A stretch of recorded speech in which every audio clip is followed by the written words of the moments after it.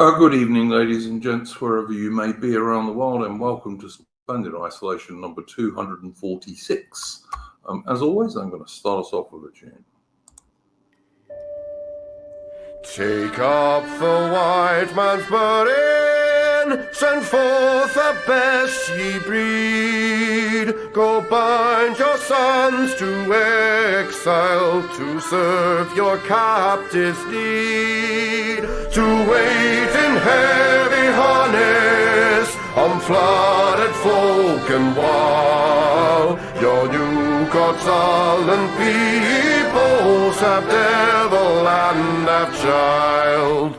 Take up the white man's burden, in patience to abide, to veil the threat of terror and check the show of pride. By open speech and simple, 100 times made vain, to seek another's profit and work another's gain. Take up the white man's burden, the savage wars of peace. Fill full the mouth of famine and bid the sickness cease. And when your goal is nearest, the end for the sword, what's love that heed and folly? Bring all your hopes to naught. Take up the white man's burden, no tawdry rule of kings, but toil of serf and sweeper, the tale of common things. The ports ye shall not enter, the roads ye shall not tread. Go make them with your living and mark them with your dead. Take up the white man's burden and reap his old reward. The blame of those ye better, the hate of those ye guard. The cry of those ye humor are slowly towards the light. Why brought ye us from bondage, our loved Egyptian night? Take up the white man's burden, ye dare not stoop to less, nor call too loud on freedom to cloak your weariness. By all ye cry or whisper, by all ye leave or do, the silent, sullen people shall wail gods and you. Take up the white man's burden, have done with childish days, the lightly profit laurel, the easy ungrudged praise. Come thou to search your manhood through all of thankless years. No age with give or wisdom, the judgment of your peers. Take off the white man's burden through all of thankless years.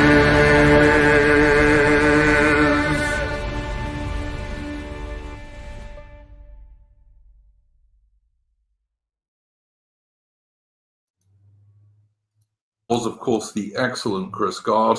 If you like good music and you want to hear good music from a right-wing musician, go and check out Chris Gard's YouTube channel.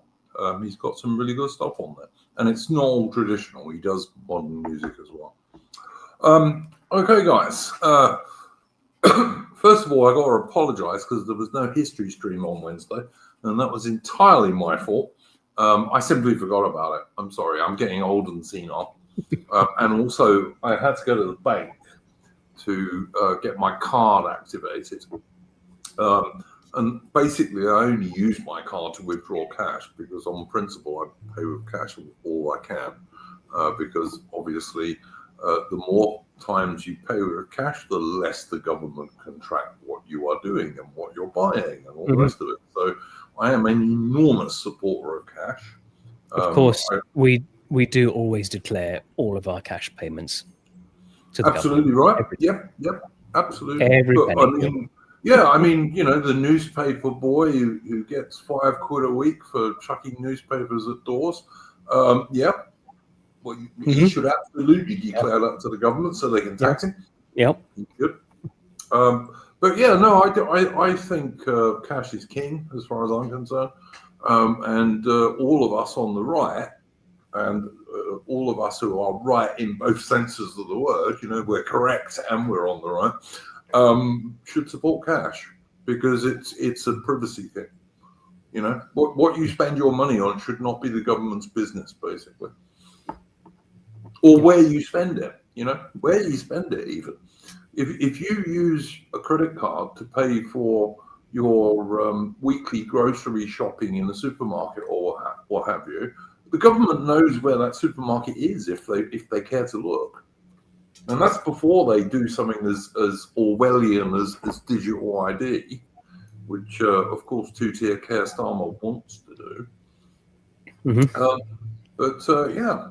So anyway, apologies there was no history stream on Wednesday. There will be one next Wednesday, and I think it will be, depending on Mitch and the other people who came on. I think AI was on, wasn't he, Mitch, on that one? Yeah, although I did float up the idea of doing one of it 100 Days Offensive in terms of Remembrance Day, but I don't mind postponing. No, okay, let's do that. No, let's do that. We'll do, let's do that. That's topical. I'm always happy to do topical stuff. And the 100 Days Offensive at the end of World War I is not very well known, and it was mainly conducted by British and Old Commonwealth troops. It was the British Army, the Canadian Army, and the Anzacs who mostly did it, because the French Army by this stage was pretty well useless. It had huge mutinies in 1917. And the Americans still hadn't arrived in very large numbers, or certainly weren't in the front line yet. And they were very green when they did come. They were. And the guys who defeated the German army, and they did defeat the German army, despite the later Nazi claims that, you know, stab in the back and all that stuff. The German army was actually defeated in the field and was retreating. Where they weren't routed, they weren't running away, you know, uselessly, but they were certainly in retreat and couldn't stop the British and Old Commonwealth offensives of the 100 days. We'll do that on Wednesday for sure. Well, there were cases of like that you get, let's say, a British soldier escorting like 1,000 German soldiers just with an empty revolver, because by this time the Germans were just like, after the Kaiserschlacht, where they saw all our plentiful reserves of like food and whatnot, like bacon and such, which you got to factor that the Germans, up until that offensive, they were living on turnip soup for months. Yeah, the blockade was really cutting into the German supply situation. Although, of course, the Germans were giving the military a lot more food than the civilians were getting. I will say, because I said it in my Discord, so the thing was, the Germans reduced their troops to having to eat turnip soup because they had this incredibly stupid moment where they slaughtered all their pigs for a short-term reason, because this was amidst the Battle of Verdun. That was during Verdun, wasn't it? Yeah, when they wanted to give their troops some like nice bacon and pork for their troops, so they slaughtered all their pigs. But the problem was, because they couldn't import fertilizer from outside, from America, they had to resort to using pig feces as their fertilizer. Well, you got no more pig shit to use as fertilizer because you slaughtered them all. So that's why the. Well, I know I know you're right about that, Mitch. But Denmark, for example, which was neutral in World War I, was basically a giant pig farm for the German army, really. Yeah, but the problem was Denmark, being a much smaller country, they don't have enough pig to feed Germany. So no, not properly. You're right. Yeah. I mean, you can read what's his name, Ernst Junger, the guy who wrote Storm of Steel, which is an excellent book, by the way. I recommend it to everyone. You can read his book, and he talks about when they did some quite big advances against the British in 1918 in the Mhm. Kaiser Battle, but they did so because Haig, the British commander, didn't have enough troops, and Lloyd George, who was the British Prime Minister, was not sending him enough troops on purpose because he didn't want Haig to launch another offensive. So he was keeping Haig very short of soldiers, and that's partly why the Germans were able to make quite big inroads. But despite that, in the end, the British Army, along with their Canadian, Australian, and New Zealand and South African colleagues, were able to stop the German offensive in due course before it got anywhere vital. And that was the thing. One of the big things that just one second, you can come in. I just wanted to say that Ernst Junger points out that they did overrun some British trenches, and they were just amazed at the supplies the British had compared to what they had. Sorry, carry on. I was going to say that because that offensive, the German offensive, it does we had changed our tactics from defend every inch of ground. We're more focused on just key locations. So, okay, you can take a bunch of empty, nothing ground in France. Doesn't really hurt us. You just the Germans are just making their supply lines worse. And we, to be fair, we were copying the German tactics of having outposts and then a main line of defense, because that way you lost less guys to artillery. Yeah, I think the other thing was I think Ernst Junger or someone else commented that you had this problem where entire regiments of the British Army would just get killed off because they fought to the last man. There wasn't any surrender. I don't think there were this any. Is true. Yeah, there wasn't any major surrender I can think of in that particular offensive. Like many British regiments. One thing there is a stark contrast between the British Army in the First World War and the British Army in the Second World War. The British Army in the First World War, by and large, did not do mass surrenders. They just didn't. It wasn't in their character to chuck it in, and they didn't. Yeah, that's why. William Grenville, who are you? I know you're obviously someone I know because you've got the link. It is me, Iron Duke. Oh, it's AI. Thank you. Sorry, man. I just wondered who you were. I knew it was someone I knew. I just didn't know who. So, no, it is me. I have I like a con man. I have gone on to my next alias.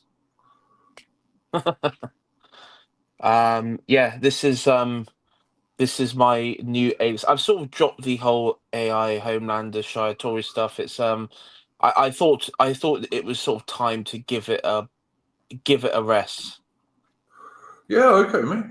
You listen, people changed their stuff. I mean, Hitman became Beat of Britannia, and that's fine. I don't mind if people want to change what they call themselves. That's their business, not mine. Yeah, this isn't my real name, in case anyone was wondering, or hope not hate people watching wondering. But it is a name. This is my pen name. Here you go. Actually, that's a good idea. This is my pen name. We were before we went live, AI. We were talking about how in America you can pretty much say what you want because of the Fifth Amendment. I think it's the Fifth Amendment. Whereas in Britain and Australia, we do not have that.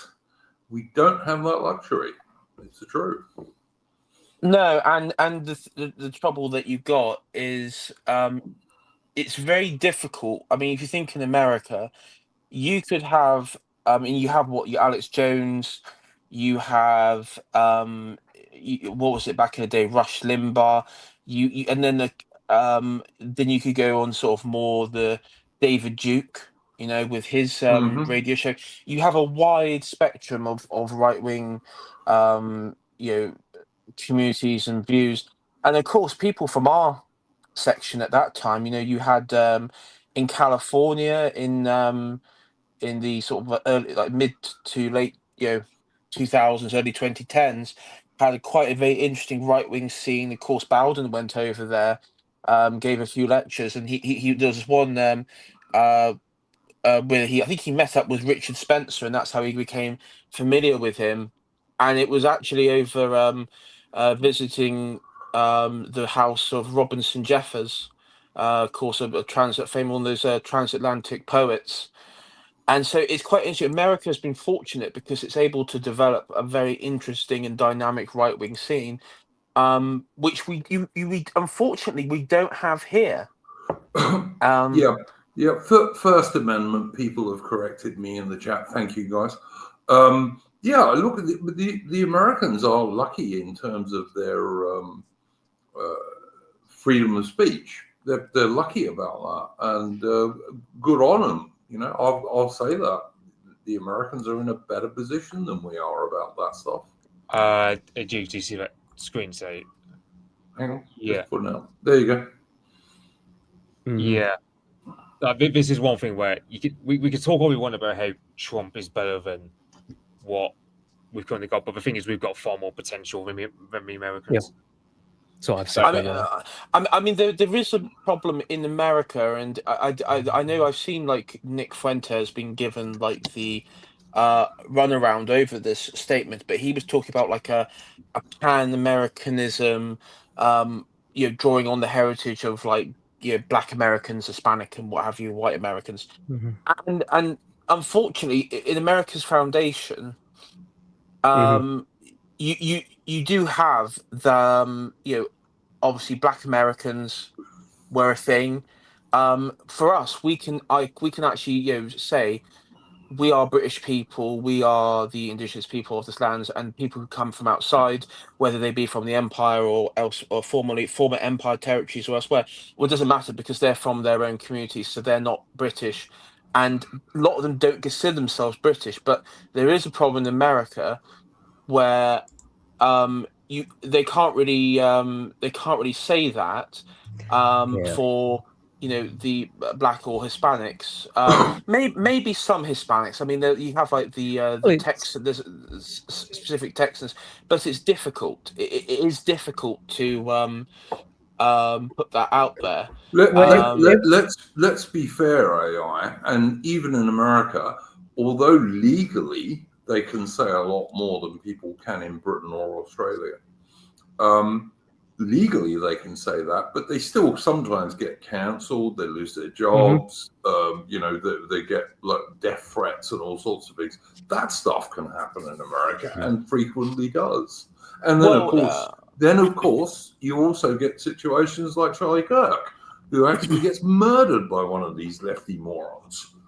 Yeah, I mean, the also problem you got in America is if you push the boat too far, like if you actually, and when I first started on our scene 5 years ago now, you would always have, and I'd always get into a conversation on the stream or on social media with some libertarian or some person on the right saying, well, we just got to build our own communities. We've got to build our own communities with our people who share our same values, our same ideological inclinations.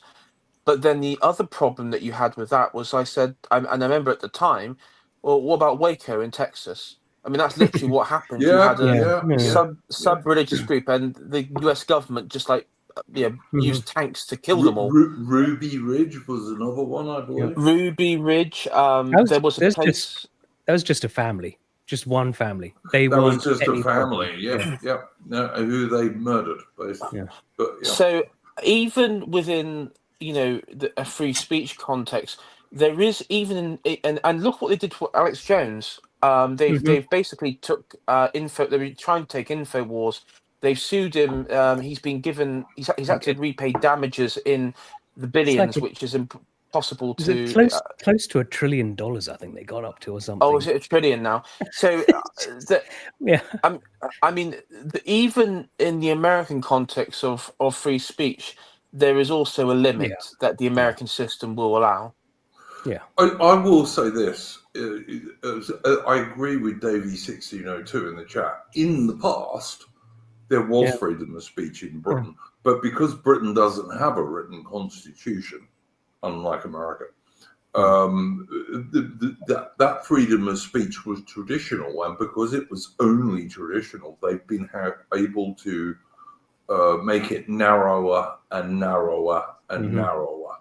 So that these days, if you say something that might upset a Muslim or might upset a Jewish person or might upset a Somalian of any description, you can get a visit from the cops.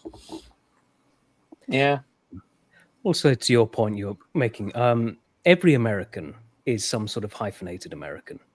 Now, they're Polish American, they're Mexican American, Irish American, whatever. With us, we just are. There's no hyphens with us. We're just English True. or Welsh or Scottish. I mean, one of the biggest tragedies, and if any of you seen, have you guys seen Gangs of New York? Yeah. Yes. So, Billy the Butcher, which is Daniel Day-Lewis's character, he has this view where he is basically he's an proud English American, or in his words, because in his concept, I thought he the was an word Irish American in that. Anyway. That was the other group, wasn't it? No, that was the other group. He is okay. he's American, but he's descended from English Protestants, and the backstory is that his father was killed during the War of 1812 fighting the British. But he is a Protestant. He hates Roman Catholicism. He hates non-English, like non-Anglos, and at this particular time in America, you have Irish, you have German, you have all these people coming over, and there's that one scene where he just loses his shit, and he's like, you have he's like calling Lincoln a traitor, and he's shouting up the Confederacy, up the Confederacy. And that was particularly what should call the draft riots in New York, which at that time New York was still majority English Protestant. Like, when I say English, I mean like the ethnicity here was still majority, because that's what New England was. And the Know Nothings, Know Nothing Party.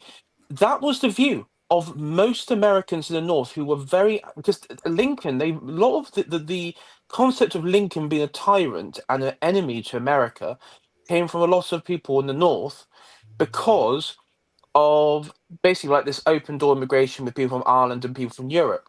And as America would, you would have territories becoming states, places like in like the Dakotas, you would have Germans or Scandinavian Americans. You then have you would have a lot of the New England types moving. This is before the Civil War, would move out, particularly like the Mormons, because Mormonism came from New England, originated. A lot of the New England types would go out to Utah. If you look at a genealogy of America today, the most people with the English ancestry are actually Mormons in Utah, by quite a margin. So, and that's still even to this day. So, you're right, and I mean, in my mind, when I think of American, I mean, I know some people call it heritage American and stuff. For my mind, an American is somebody who is, a WASP. That's how, in my mind, that's how I view it. And the minorities in America, being like the Hispanics or the blacks or Italian Catholics or Irish or stuff, that's all they are, minority. But yeah. Fair enough. All right. That's an interesting historical take. But let's return to our normal format. And I'll ask Mercian. Mercian, did you have a first topic for this evening? Oh, God, I feel like that boy who does his homework on the bus on the way to school. Shall we talk about the Whitechapel incident this week? Go for it. So I'm sure you're all familiar, even the people listening, if we go for some takes and everything, that UKIP threatened to have a march through Whitechapel. As we all know, that is a Bangladeshi colony these days. And the Muslim Defence Force turned up en masse, and so did all the traditional leftists that we know too. And I mean, if you look at some of the footage, you'll notice that they're separated. And there was a member of the leftist crowd that heard something from the Muslim Defence Force and says, "There's no need for that, bruv. We're on the same side." And the Muslim goes, "No, we're not." Yes, yeah, we are, bruv. No, we're not. Yeah. I think The, that's the alliance between these two totally separate groups, like Muslims and lefties, is so fake and so brittle, and it's going to just break, and that's good as far as I'm concerned. I did see Bo Days talking early in the week about Owen Jones. People like him, like they must know it's nonsense. This alliance they've got, and they do. Of course, they know it's nonsense. But I feel like someone like him, they just, they when they start, they get these thoughts and they think, oh no, those evil right wing thoughts, and they flagellate themselves. No, I mustn't think like that. But they know if they were honest with themselves. Owen Jones, if he was in somewhere like Peshawar in Pakistan, he'd get chucked off a tall building. He'd get chucked off a tall building if he was lucky. It's like Beta Britannia would be big because I know Iran, the revolution was an alliance between the left, like the communists and the Islamists. The Islamists were only like a tiny proportion compared to the communists, but guess who won the power struggle? It wasn't the communists just all got wiped out. And it's like you got the Green Party, what's his name, Moffin Ali or something like that. He was like the deputy leader now, I think. Like they were hoisting up his Palestine flag when he won his council seat. Meanwhile, you got this Green Party woman in the background. He's just like she's being covered, like all the Muslim men are just standing between her and the camera. And she's just got this forced smile on her face, like, yay, this is great. This is great, guys. Yeah. It is scary how for anyone overseas, Whitechapel, by the way, is the heart of the East End.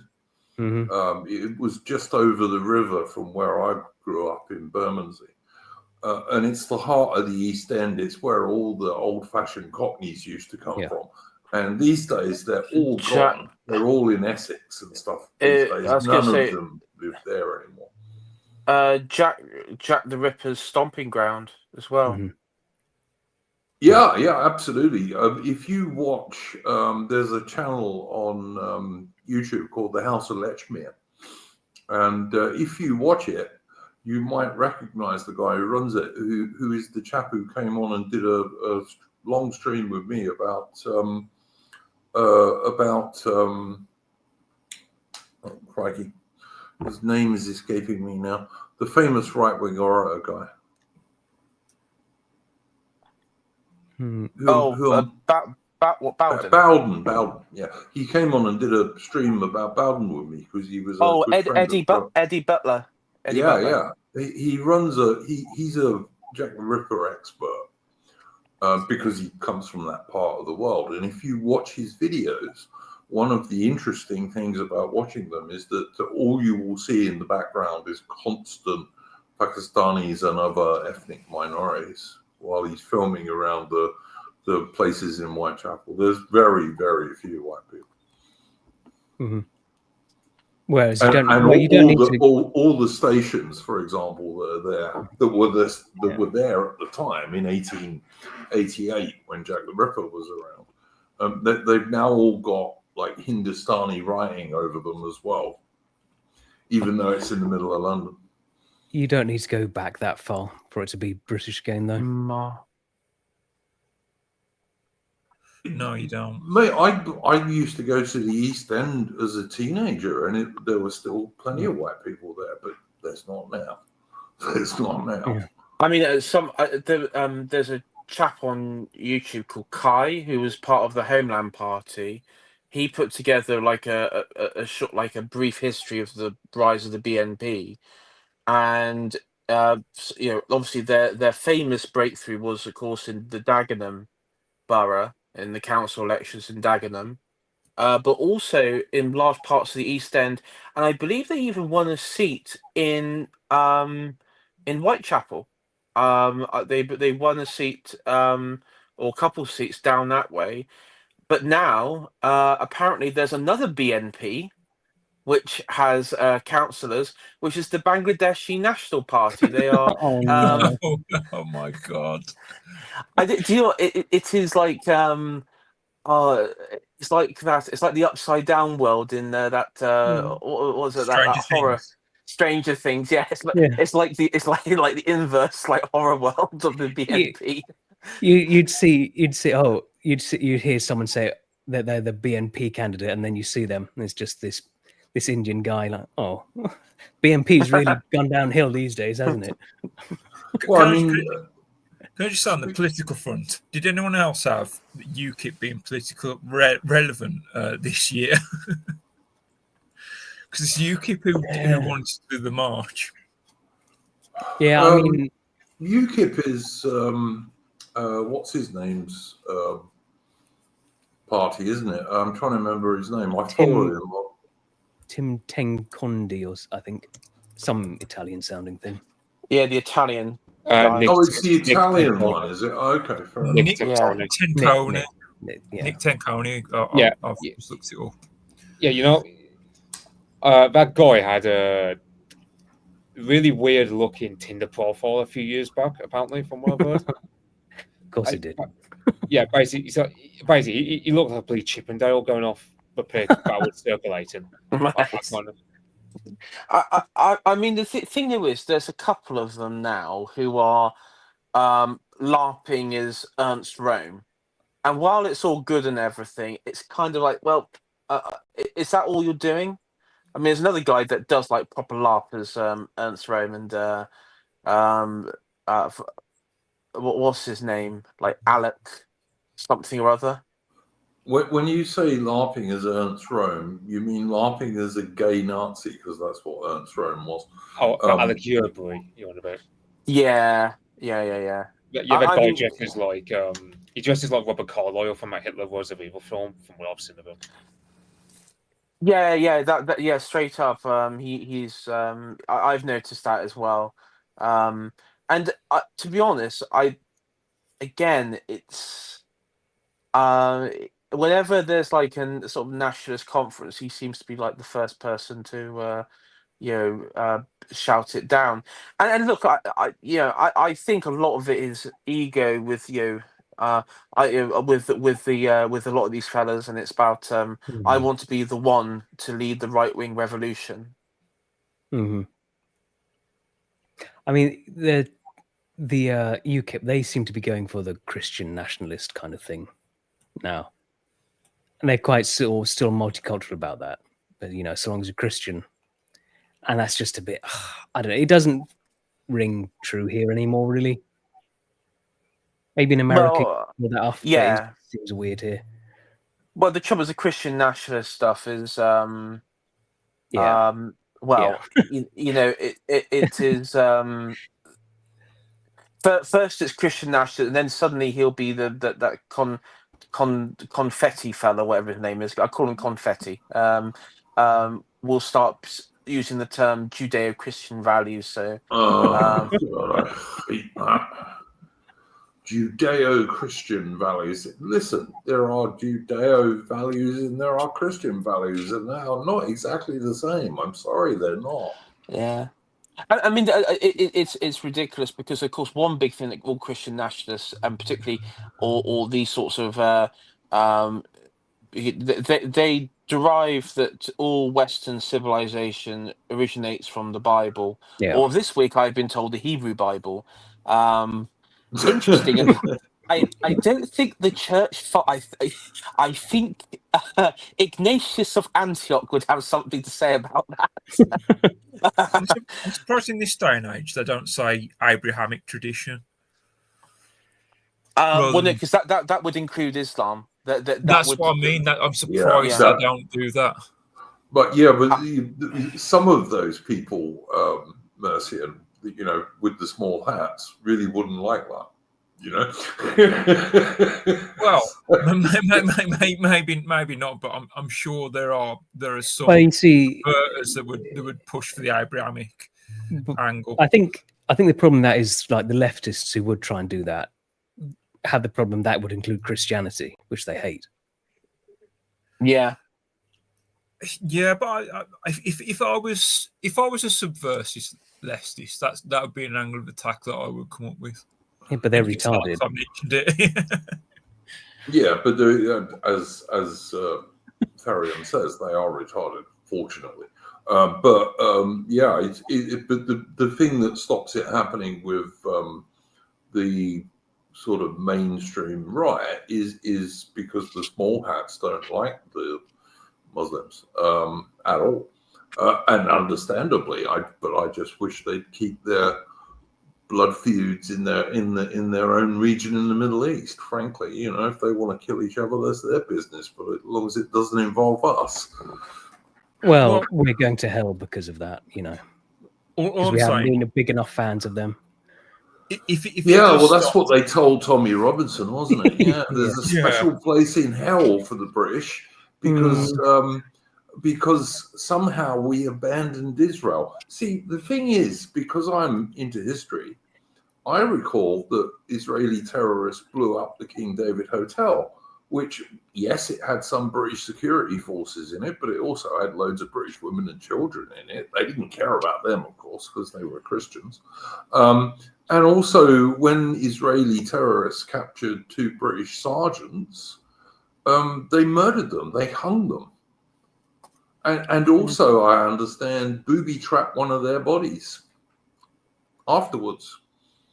You know, so fuck Israel, frankly. I mean, you know, that's my view. I don't give a fuck about Israel. I've heard people sort of suggest that the reason he said that was about Keir Starmer recognising the state of Palestine, apparently. It sounded like it was dating back further than that. Yeah, it did sound like that to me as well, but I've heard some apology that... But Mercian, even if that was the case, okay, Keir Starmer recognised the state of Palestine. As far as I'm concerned, that's just in order to be able to take Palestinian so-called refugees, you know, as he's been ordered to. Yet more economic migrants. But don't forget that same Keir Starmer, only a few months previously, used the RAF from Cyprus to shoot down missiles and drones aimed at Israel. It's not enough. It's not enough. No. I mean, I saw it on stream, and I was apoplectic about it because the one question I wanted Tommy to ask was, well, what are you referring to? Yeah. I wanted him to ask that question. Like I wanted him to play the Hatchley. He says, I know what you're talking about. Well, I don't know what he's talking about. You'll have to explain it to me. Yeah. I mean, to be honest, I couldn't watch that. I'd rather watch. I haven't watched the Tommy's thing because it is so embarrassing. I would rather watch an Aztec sacrifice because there would be more dignity. There'd be more dignity, Iron Duke, in that than what I had to watch. I'd have to watch for sure. I can't stand Tommy Robinson, but guys, Mighty Balzac is saying something horrible has happened in Cambridgeshire. 10 stabbed on a train. Is this true? Oh, let me have a looky look. Beyond on Tommy Robinson. Yeah, Oliver Huntingdon, which is like where Oliver Cromwell was from, I believe. So it's true, is it, Mitch? Yeah, 10. Yeah, it's true. Yeah, it's true. And I guess that will be more diversity, no doubt. I mean, it doesn't sound like the sort of thing a British person would do. So, don't look back in anger. Don't look back. Don't look back in anger. The apparently British Transport Police said that it happened incident between the Stevenage and Peterborough line. There we go. Is anyone dead, or do we not know yet?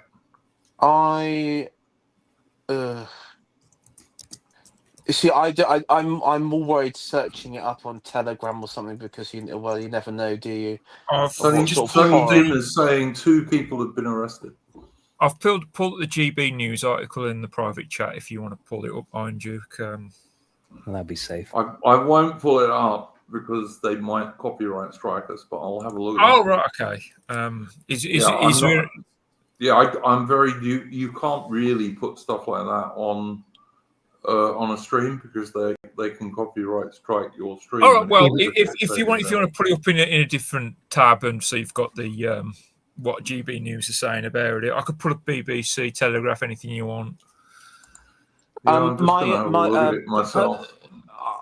The person I stream with, Jack Hadfield, who's got a source with the Transport Police, has said that his source is telling him that one staff member, this is on the train, is in a critical condition, and that 2 people have been arrested following the incident. More than He's very 30 good. officers, called to the scene. Happened at 7:39. So is this a terrorist attack then? Is this like a well, I would class it as a terrorist attack. If but, there's that many, it's Yeah. it doesn't seem like just a random angry incident. They called 30 cops and some of them were armed. So yeah, it sounds like it was pretty serious. So, It's so blurry though, because I mean, what that chap that got stabbed the other week as well. I forget his name. Do you know the one I'm talking about? Yeah, the bin man guy. Yeah, that's the one. And it's sort of like, well, when does a stabbing become a terrorist incident? Vice versa. Yeah. Well, Because when it's 10 people, I think that's pretty vulnerable, you know. But it's sort of my point is all these incidents are just blurring. It's all well, that's just a stabbing, and you know, it's, like I started thinking about this. So, we haven't had a terrorist incident in a while, and then I'm thinking, hold on a second, we have them all the time. Yeah, each individual stabbing is a terrorist incident in my head. Yeah, but don't forget what they do, Mercy, and is they'll say in individual cases, particularly. They will say, "Oh no, this person's mentally ill," and that way they don't have to. They don't have to call it a terrorist incident that way. They just say he's mentally ill, you know. Yeah, and it's such an obvious excuse. I can think of at least 3 Islamic stabbings. Yeah. I mean that were put down to mental health. You know, that's it. They tried that with that synagogue attack. Even though he phoned up the police as he's doing it, going, "I pledge allegiance to Islamic State." But no, he's just mental. He's just ill. You know, we can't be too hard on him. Joe Morsep in the chat is saying just walking the dog, and of course that's a reference to the poor British guy who was stabbed to death just last week, I think, walking his dog. Yeah. Well, I think that one sounds like it started out as some dispute, and then the guy comes out and, you know, the dog walker guy, he just sort of is trying to help, and that's what you get. I mean, that happened in Oxford, which I believe was Boris Johnson's old constituency. But don't forget, guys, the thing to do is to ban all sorts of knives. That will stop it. You don't have to stop the mass immigration, which is the people who are actually doing the stabbing. I don't know about you guys, but I do know about you guys, but I when I go out, because I have got from my father a switchblade, I do take a switchblade with me. Careful what you say, mate. Careful what you say. In Minecraft, of course, I don't have it in real life. I carry it around in Minecraft. It's a non-locking under 3-inch blade as well. Yes. Exactly. It's under 3 inches. It's like a glorified can opener. I promise. I hate to tell you, AI, but we do not live in a country. Neither of us live in a country that has real free speech. I hate to tell you that, but it's the truth. And even if that was the case, YouTube certainly is not a free speech platform. So you have to explain to us in private how you crafted that in Minecraft. Yeah. Yes, indeed.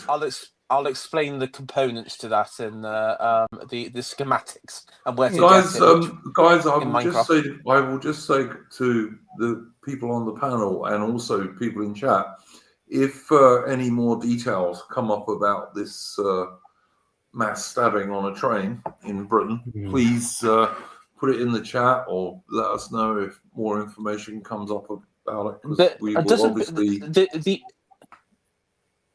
I was going to say the video footage that I can find, it just seems to be people outside of the looks like a car, probably a train station car park or something like that.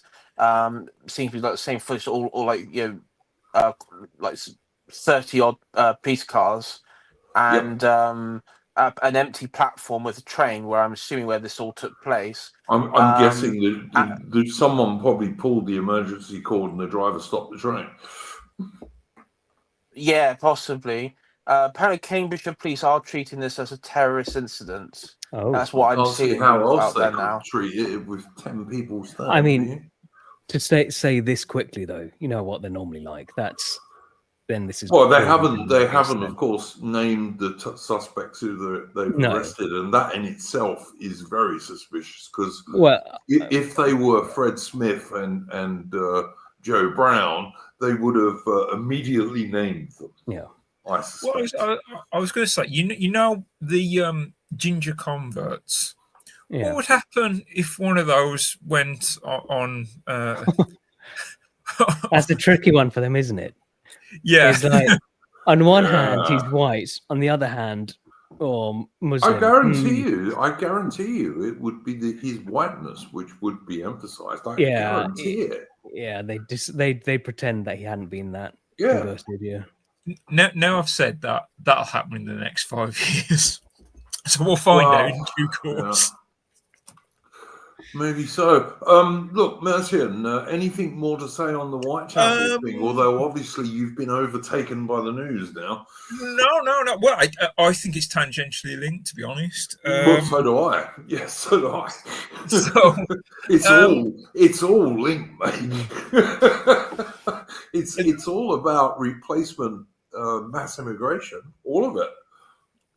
yes, yeah. Well, no, it's. I mean, the whole thing. I was going to say. If you want to go on to my Twitter, Mercian303, this is for the general audience.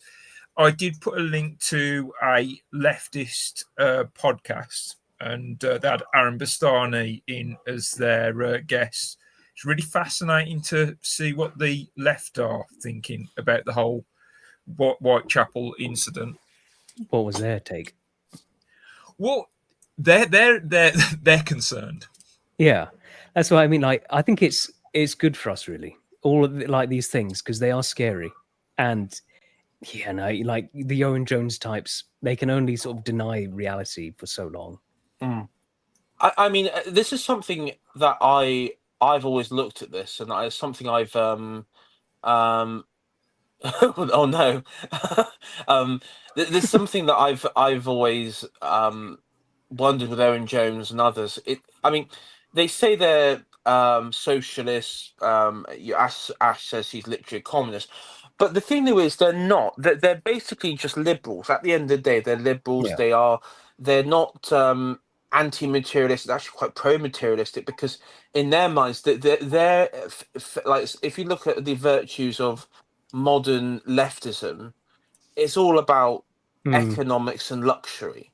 Just They stuff. don't have any virtues, AI. What are you talking about?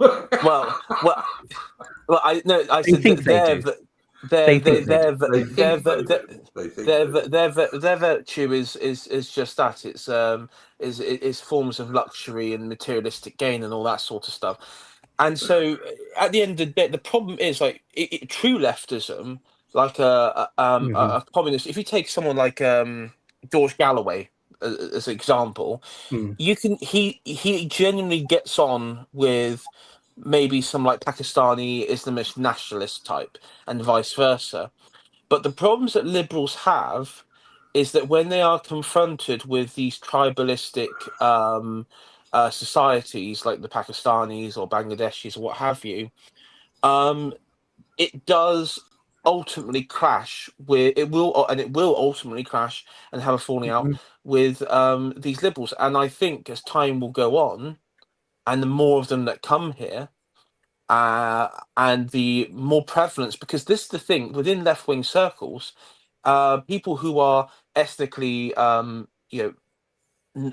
of this country, and also foreign nationals are taking up a lot of the left-wing airspace. If you've noticed, there's a lot of them in being represented. I mean, a lot in Reform being represented. But that's another matter all on its own.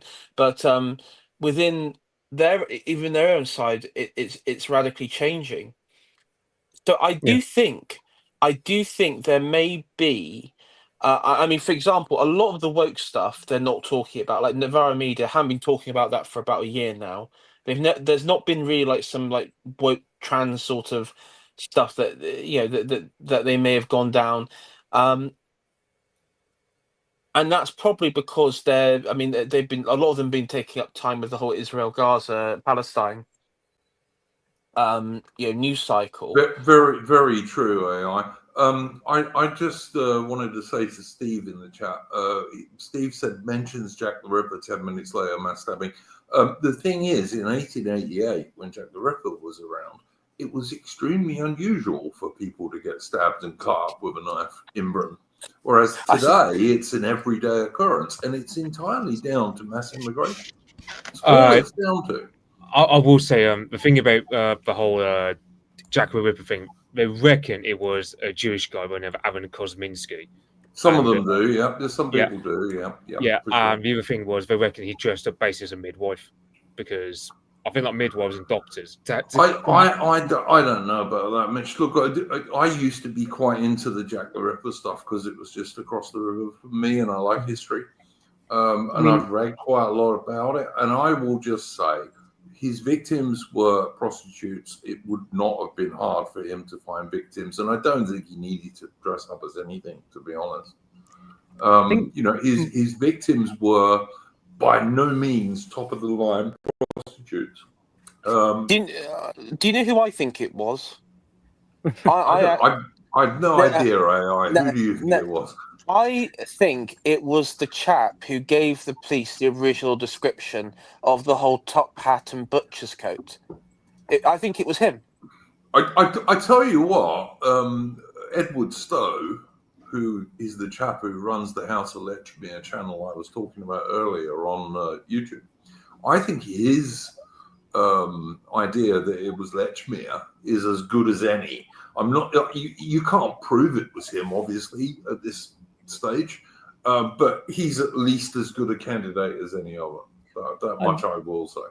I have seen, because a lot of the suspects are foreign, then you see the Liberals come out and accuse that of being just racism.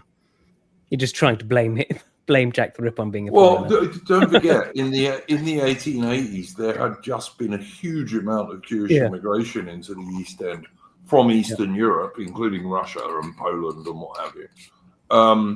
And there was, unsurprisingly, a lot of resentment against these people arriving in London and taking British jobs and all the rest of it. You know? Wasn't Karl Marx in London as well during the time of Jack the Ripper? He was indeed. Okay, I think I know who Jack the Ripper was.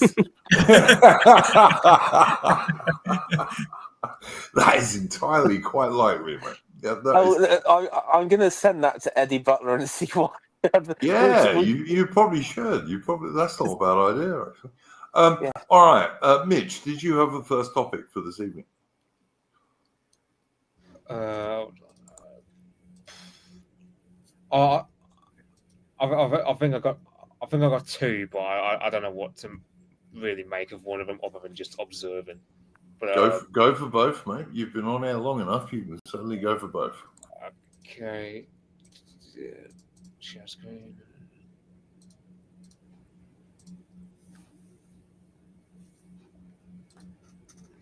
You see that, Jake? I'm on screen share. Yeah, but this week there's been a lot of talk about that Will Lloyd fella off The New Statesman. He's talking about abolish the monarchy, and I read the article and I thought there were some interesting points to be had. One of those being that basically Prince William, apparently, for example, he can't read a book. He has to have all these briefings spoken to him, like on a TV show. Yeah, he can't name a favorite author. And also, that's very strange.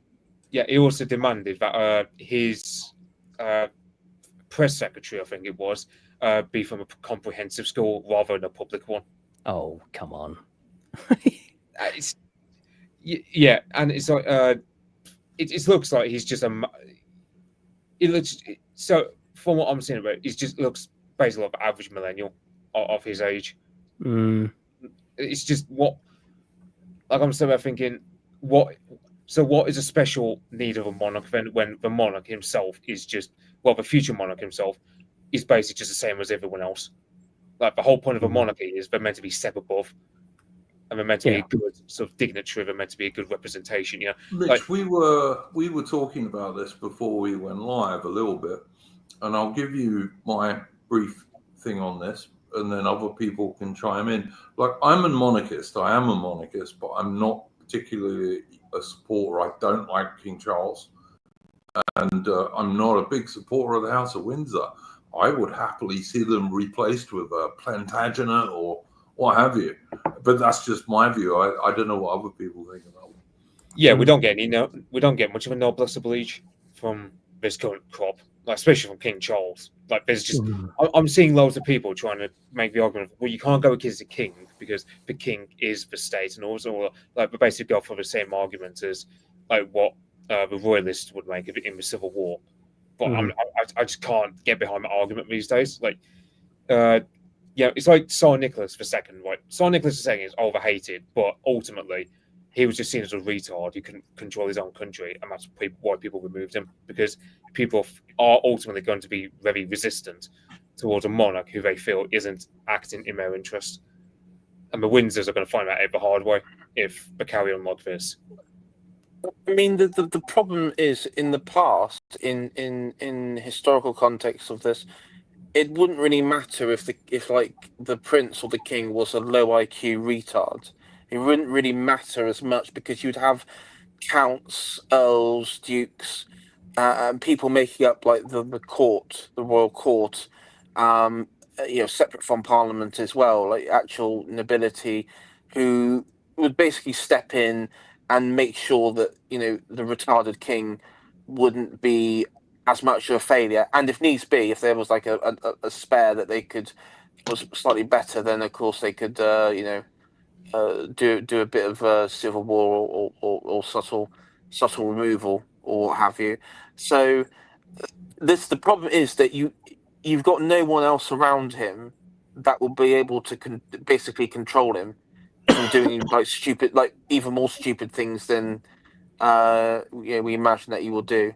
I've never believed William would have been better. I know some people thought William would have been better than Charles, and there may be hope. I never really viewed that. I've always thought that he has been pretty crap. And unfortunately, I do think this would be. I think the Windsors will be the end of the monarchy, the monarchy itself in England and in Britain. I think it will cease, because they're just a totally cursed line. I mean, I've never known anything about it. It's shocking how bad they are.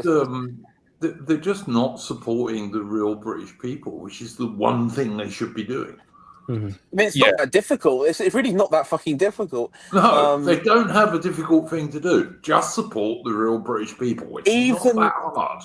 Even like King Stephen, his the worst fucking king of England, managed to garner some support of the Anglo-Saxons. I mean, and Normans have managed to bridge attempted to bridge it. I mean, goodness me! I mean, that's a low bar. It's like Thomas Hobbes. He would say, you don't owe loyalty to a king who's unable to protect you or unwilling to protect you. Yeah. What can you say about the Windsors at this point? Because you got, for example, Windsor, like a future King William, as going off here. Like, for example, he says he cries in commoners' kitchens about mental health, and he's praised for his empathy. He's a fresh, positive, modern influence who would get rid of the archaic fabric of monarchy. I've heard that he wants. I've heard he wants to get rid of all like the sort of chivalry and all that sort of stuff side of it. It's like, you dumb fuck idiot. Like that. That's the one thing you should really keep, because it's. You might as well. That's the bit that people like. They like the tradition. Yeah. They like the tradition. It's like there's a box set guy does love Batman related to people. Basically, he's basically like the archetype of Blairism in a royal guy, when you think about it, because it's just probably denatured of traditions that made the monarchy great to begin with. Yeah. That makes it such an entrenched institution. Yeah, you're just a guy in a big house then, if you get rid of all that. Tell you what, though. Absolutely. And if they do that, what's the point in keeping them? Yeah. Sorry, Mercy, carry on. I was just going to say, one aspect that I've been thinking of while I've been doing this subject isn't this a terrible indictment of Eton as an right? education institution? I was thinking that too. He's had such a good education, and like you're saying, he can't read books. What a waste.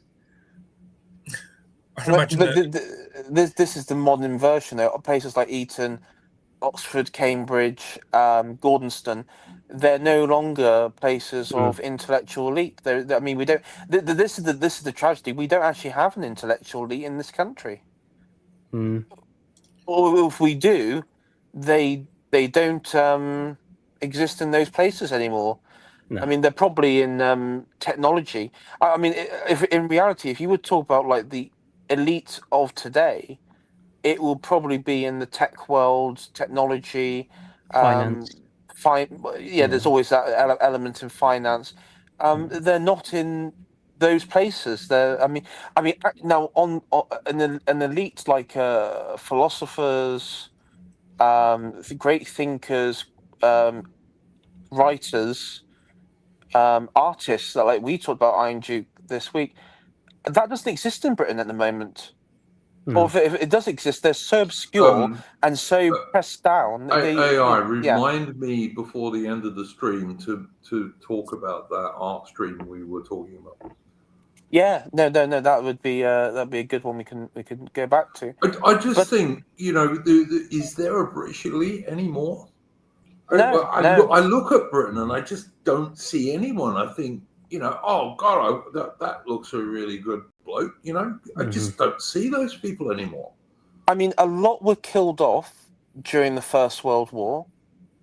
A lot were killed off, and of course, a lot and then after the Second World War, as we, if you look at the like the League of Empire Lawless and various clubs that formed afterwards, they were totally dispossessed and basically kicked out of society. And they had their own like niche little clubs and groups, the Mayfair set and what have you. But by and large, they were sort of seen as a nuisance, an old archaic force of society, and they were just kicked out. They were just straight up kicked out and removed. And naturally they would die off, and that would be it. Yeah, no, I think you're not wrong at all. Anyway, let me just do a couple of channel admin things. People, if you want to support the channel, first of all, please hit that thumbs up button, that like button. Really does help the channel a lot. Takes a second, doesn't cost you anything. And if you want to support the channel or you want to ask a super chat question, you can do so via Entropy, and that's pinned at the top of the chat. And we do have one Entropy, which I will deal with all those at the end of the stream if we get any more. So yeah, you can do those things, people. That helps the channel a great deal. All right. I was going to say the other thing on this. Andrew just had his everything completely stripped from him. Yeah, I'm not sure about that one. Yeah, I'm not sure about that one. I'll tell you why. First of all, Andrew is the only living royal who actually fought the British War. He was a member of the Fleet Air Arm, and he fought in the Falklands War in 1982. He was an anti-submarine helicopter pilot, and he flew in some pretty bad conditions. It was quite dangerous. And as far as I can work out, it's all on the accusation of this one chick, who is she was a self-admitted prostitute, and at the time she had sex with Andrew, in terms of British law, it was entirely legal. But she wasn't underage according to British law at all. I think it was Aaron Hook. He's actually been. I think it was Aaron. I'm pretty certain it was Aaron Hook.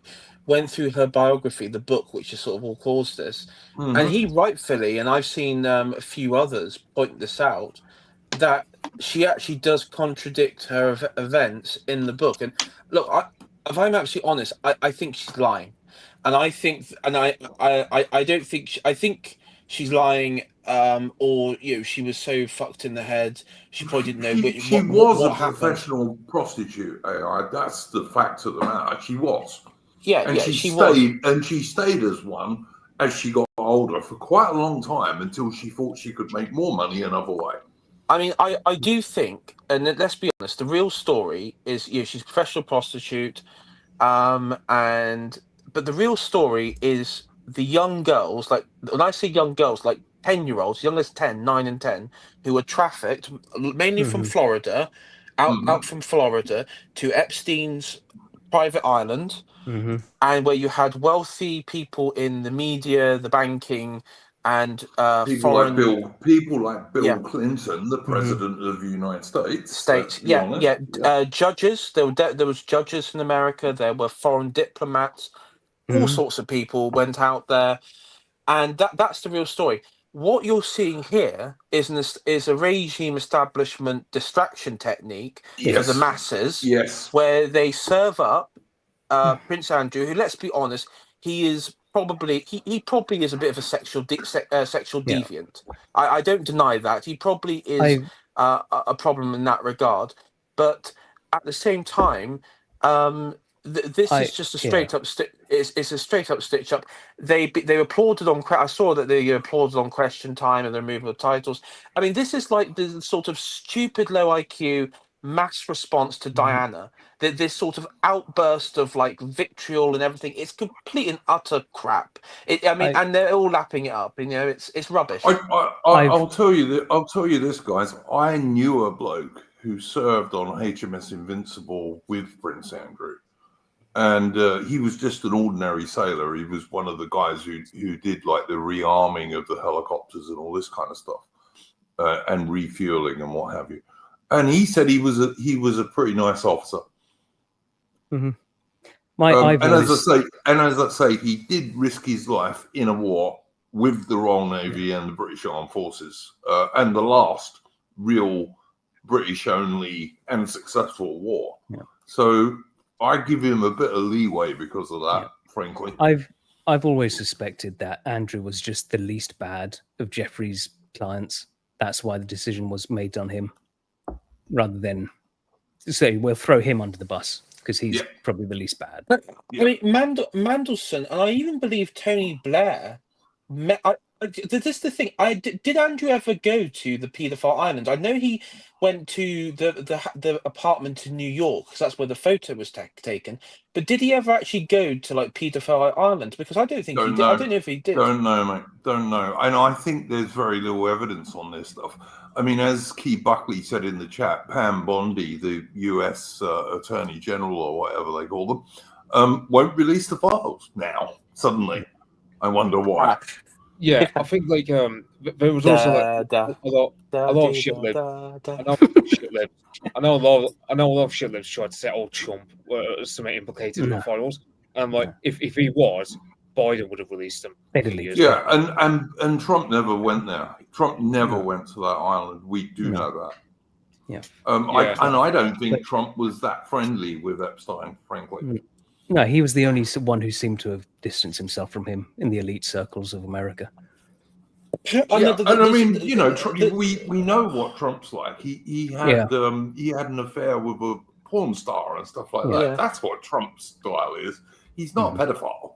I think it was Roger Stone or someone like that. I remember he did an interview and he said that in the 80s, because Trump did go to a few parties where Epstein was there, and they like photographed and filmed together. But apparently, from what I understand, when Trump was hosting a party, Epstein turned up with an underage girl, and Trump kicked him out, and that was the last time they ever saw each other. Good on Trump. That's what, and I think the. One of like Trump's butler also like said that in an interview that happened. So I heard I think Trump's perfectly capable of having affairs, like most men, to be honest. But he goes for busty porn stars. He doesn't go for little girls, which is fair enough. I've got nothing against busty porn stars myself, to be honest. Well, can you imagine that's the one reason I hate him so much, because they actually can't, because he hasn't got that many skeletons in the closet, unlike Yes, Yeah. other people. exactly. The whole Russiagate investigation, they were going to everything, find any speck of any sort of crime and nothing. And that, like, Donald Trump is the last person you'd think would be so squeaky clean. I mean, But I mean, I you should, know, he's not squeaky clean because, you know, he Well, does go and have he no, does but have like affairs with crime, porn as far stars as and crime, strippers and people like that. But as far as who actual cares? crime goes, Yeah, they've got exactly. nothing. Who cares? Trump used to know. Do you know who Trump used to regularly go to parties with? Andy Warhol. I never knew about that crossover. That was an interesting crossover I never knew about, apparently, because Andy Warhol was friends with Trump's mentor, that, what was his name? The guy who got the Rosenbergs, like the electric chair or the gas chamber or whatever Yeah, it was. I tell you what, I was listening to John Dee's X stream the other day, you know, on Twitter, and he Roy was Cohen, yeah. Yeah, he likes talking about Andy Warhol, and like Andy Warhol knocked around with all the most famous people in New York back in the day. He just did, and of course that's where Trump was operating. So that's no great surprise, really. No, one thing that I don't know if there's any investigation of Trump, but has he been ever tied to like one of the sort of mob, the various crime families? Has he ever been connected to those? If you're doing property in New York, it wouldn't surprise me. Yeah, you might have some tangential connection. Mitch, you put up a new thing here. What's this one about, mate?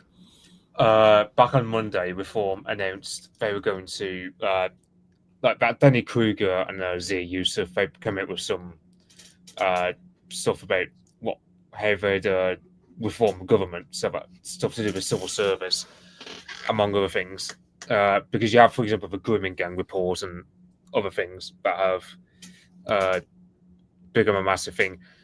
So one of the first things they have is basically bring out like new codes and they tell civil servants, "Oh, these are the new way. This is a new way things are going to be done." Secondly, they'll say basically they're going to bring in parliamentary scrutiny or parliamentary authority about this. I think that's probably the best wording to put it. Basically, civil service are susceptible to Parliament. So, for example, the grooming gang stuff, that report would be done with Parliament being the supreme authority about it. They're also going to bring in guys from outside Parliament. So, in other words, you might. I know Reformers said they want ministers, like, for example, let's say someone like James Dyson being brought in possibly as a minister or someone involved with the cabinet. That's one thing Reform have been talking about a lot, and it's a bit Americanized, but I see where because of how corrupt our institutions are. But then it's like, and it's they'll talk about for example, making sure that the public sector can't just block things. So you have the civil service, as I said, bringing in Parliament as a supreme institution, so that instead of them just passing a book from one branch to another within Whitehall, instead Parliament butts in and goes, "Oh, we're going to scrutinise everything." In a way, but I get where they're coming from, but it's one thing is where you go, okay, they're saying, for example, in the context of the grooming gang report, they're going to go, "Oh, well, we're going to bring in people from Parliament to have the authority about what is going to happen," instead of having police officers or judges or social workers be the main ones with authority about it. And they go, well, outside of Reform, and perhaps some people amenable to Farage, who they're going to get, because you got Sarah Champion, for example. She was talking about the grooming gangs like 10 years ago, but then she voted against an inquiry like a year ago. So, out of the Tories, who have you got from the Tories? There's no one. So, again, who is there going to be in Parliament unless it's going to be so kind of like they said, because they implied, I don't know if they say it implicitly or explicitly, that they wanted it to not just be a Reform thing in terms of a grooming gang report, they want other parties to be involved or something. It's like I just I don't think they take it seriously, personally. Like, I mean, like they talked about, early a while ago. They said, Nigel saying we're going to do our own inquiry and stuff, and then they decided actually can't be bothered. And then so just Rupert was left to go do it off by himself. Mercy Well, I mean, and AOI, what do you think about this subject? well, the problem with the grooming gang coverage and the various sort of committees and stuff is it all gets sort of the conversation around it gets watered down and watered down. I Mhm. mean, the one big aspect of the scandal which is always forgotten, I mean, it is the fact that this was organized mass rape, which was covered up by mainly local Labour Party councils, police forces, like properly covered up. Yeah. And you have, according to some former Labour one Sarah Champion, who said that this was knowledge at the heart of the Labour government at the time in 2000 and well, this would have been Gordon Brown at the time, but you had people, Labour and central government, who were aware of this. Mhm. And even to this day, this week, you had uh, who was it?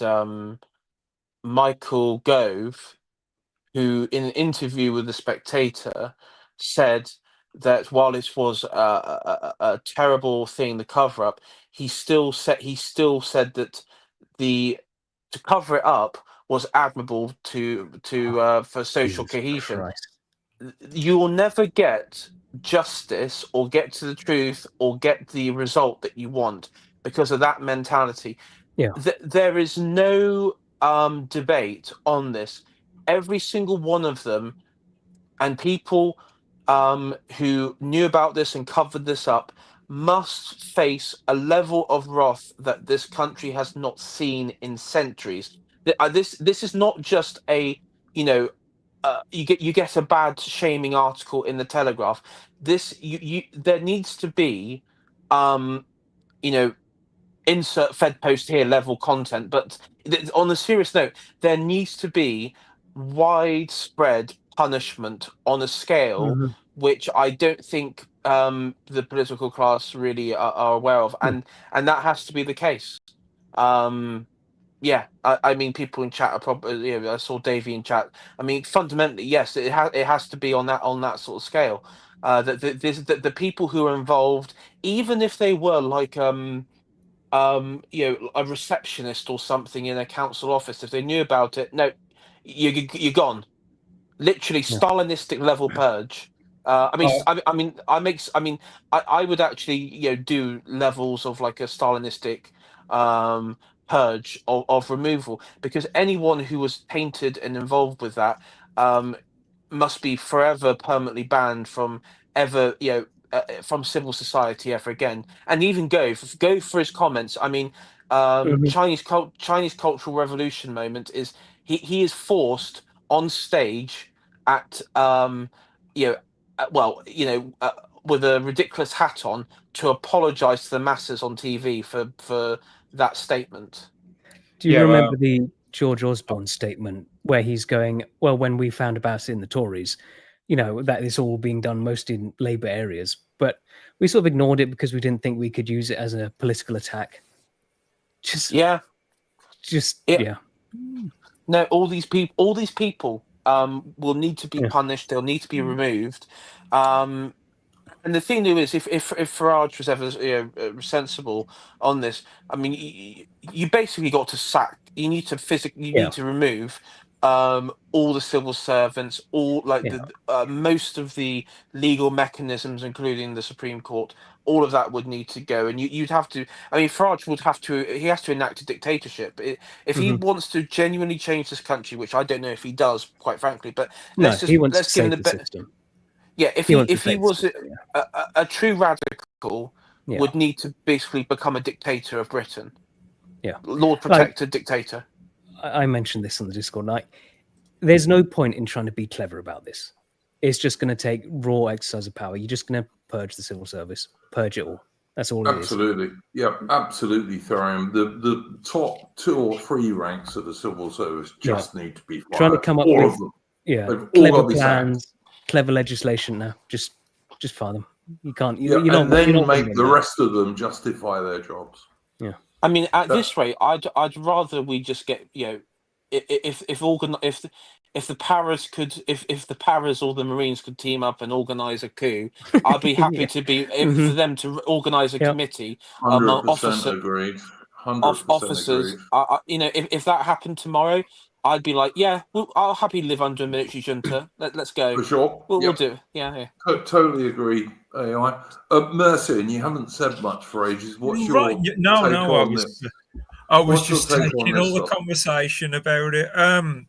Okay, so what I'll add is it's no good the government investigating itself. It would have to be done independently. It'd have to be an independent investigation.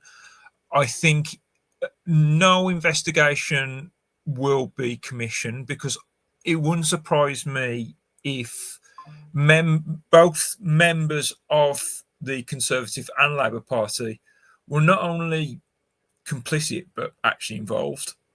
It wouldn't surprise that, given the demographic shift even within our the Conservative and Labour Party. And you better, as you've just said, it would take. You'd have to do exactly what Elon Musk did with Twitter, but on steroids, and you'd have to act fast. People are talking about the inevitable Farage prime ministership and whether he has the stomach to do it. He would have literally, as soon as he's sworn in, first hour, gone, no messing. Yeah. It's whether you've got the stomach to do that. On the Grim Gang stuff, I think no Civnat is ever going to actually face it. I just don't think that any Civnat has the stomach for it because, like you were saying with Michael Gove, they want that integration, and that's a problem for them because they'd have to face up that it can't work, and they don't want to do that. I genuinely think I agree with I agree with Rupert Lowe. Everyone involved in those grooming gangs, including all the close family members, they should be all of them should be ejected from the country. All of them. Yeah. Well, I mean, I'm at the point where I don't think I want them even ejected from the country. I want them. Well. Yeah. We know. I mean, at this point, I send them to Allah. We will send them all to Allah. Let Allah decide. AI. For our sins, we're on YouTube, all right, man. He meant Alan. He's a nice guy. Yeah, exactly. But listen, I don't disagree with what you're saying, mate. But in practical terms, I would all of them need to be remigrated forcibly, all of them, and that includes close family members who obviously knew about it and didn't say a word. Yeah, so I think Matt Goodwin said, some people on our side were going about, we need to chuck out not just the perpetrators, but also the families who knew. And Matt Goodwin was like, no, we can't do that because the thing is, it's collective punishment, and that's not a British tradition or words to that effect. Well, guess what? This is a new. We've unlocked. Listen, Matt Goodwin, we've unlocked a new skill tree point. This is a new tradition. I think, guys, I just think that the British values that the liberal globalists try and claim are not real British values. They're just not. They're globalist liberal values. They're not British values. British values have been totally subverted since World War II. My British values is slaughtering religious minorities. I mean, historically speaking, in Minecraft, but also in history. I mean, also in history. Yeah, look, historically, okay. Listen, guys, I need to point something out to you. All right, this channel is actually growing a bit now, right? And if you're a little tiny channel like we were for a very long time, YouTube don't give a shit. But as you get bigger, they do. So I would please ask people not to like Fed post stuff, particularly if you're on the panel. Stop. If you're on the panel, just don't do it, guys. Because the thing is, I'll stop. If we get banned, the people who listen to us and the people who discover us will not be able to do so. Don't worry, I'll stop. I'll be good. Thank you, mate. There was that, like you were saying about the British values. There was that woman who phoned up Julia Hartley Brewer saying how scared she is and everything. And one thing she said is, you know, the British, we're a peaceful and kind people. No, we're not. You know, we are the most warlike people in history, and I think we should remember that. We're not hobbits. You know, we are men of war. Absolutely true. The British are warlike. They're not militaristic, but they are warlike. Yeah, I mean, what their sort of their version of Britain is like this sort of peaceful stuff is the peace that comes from the strength of the empire.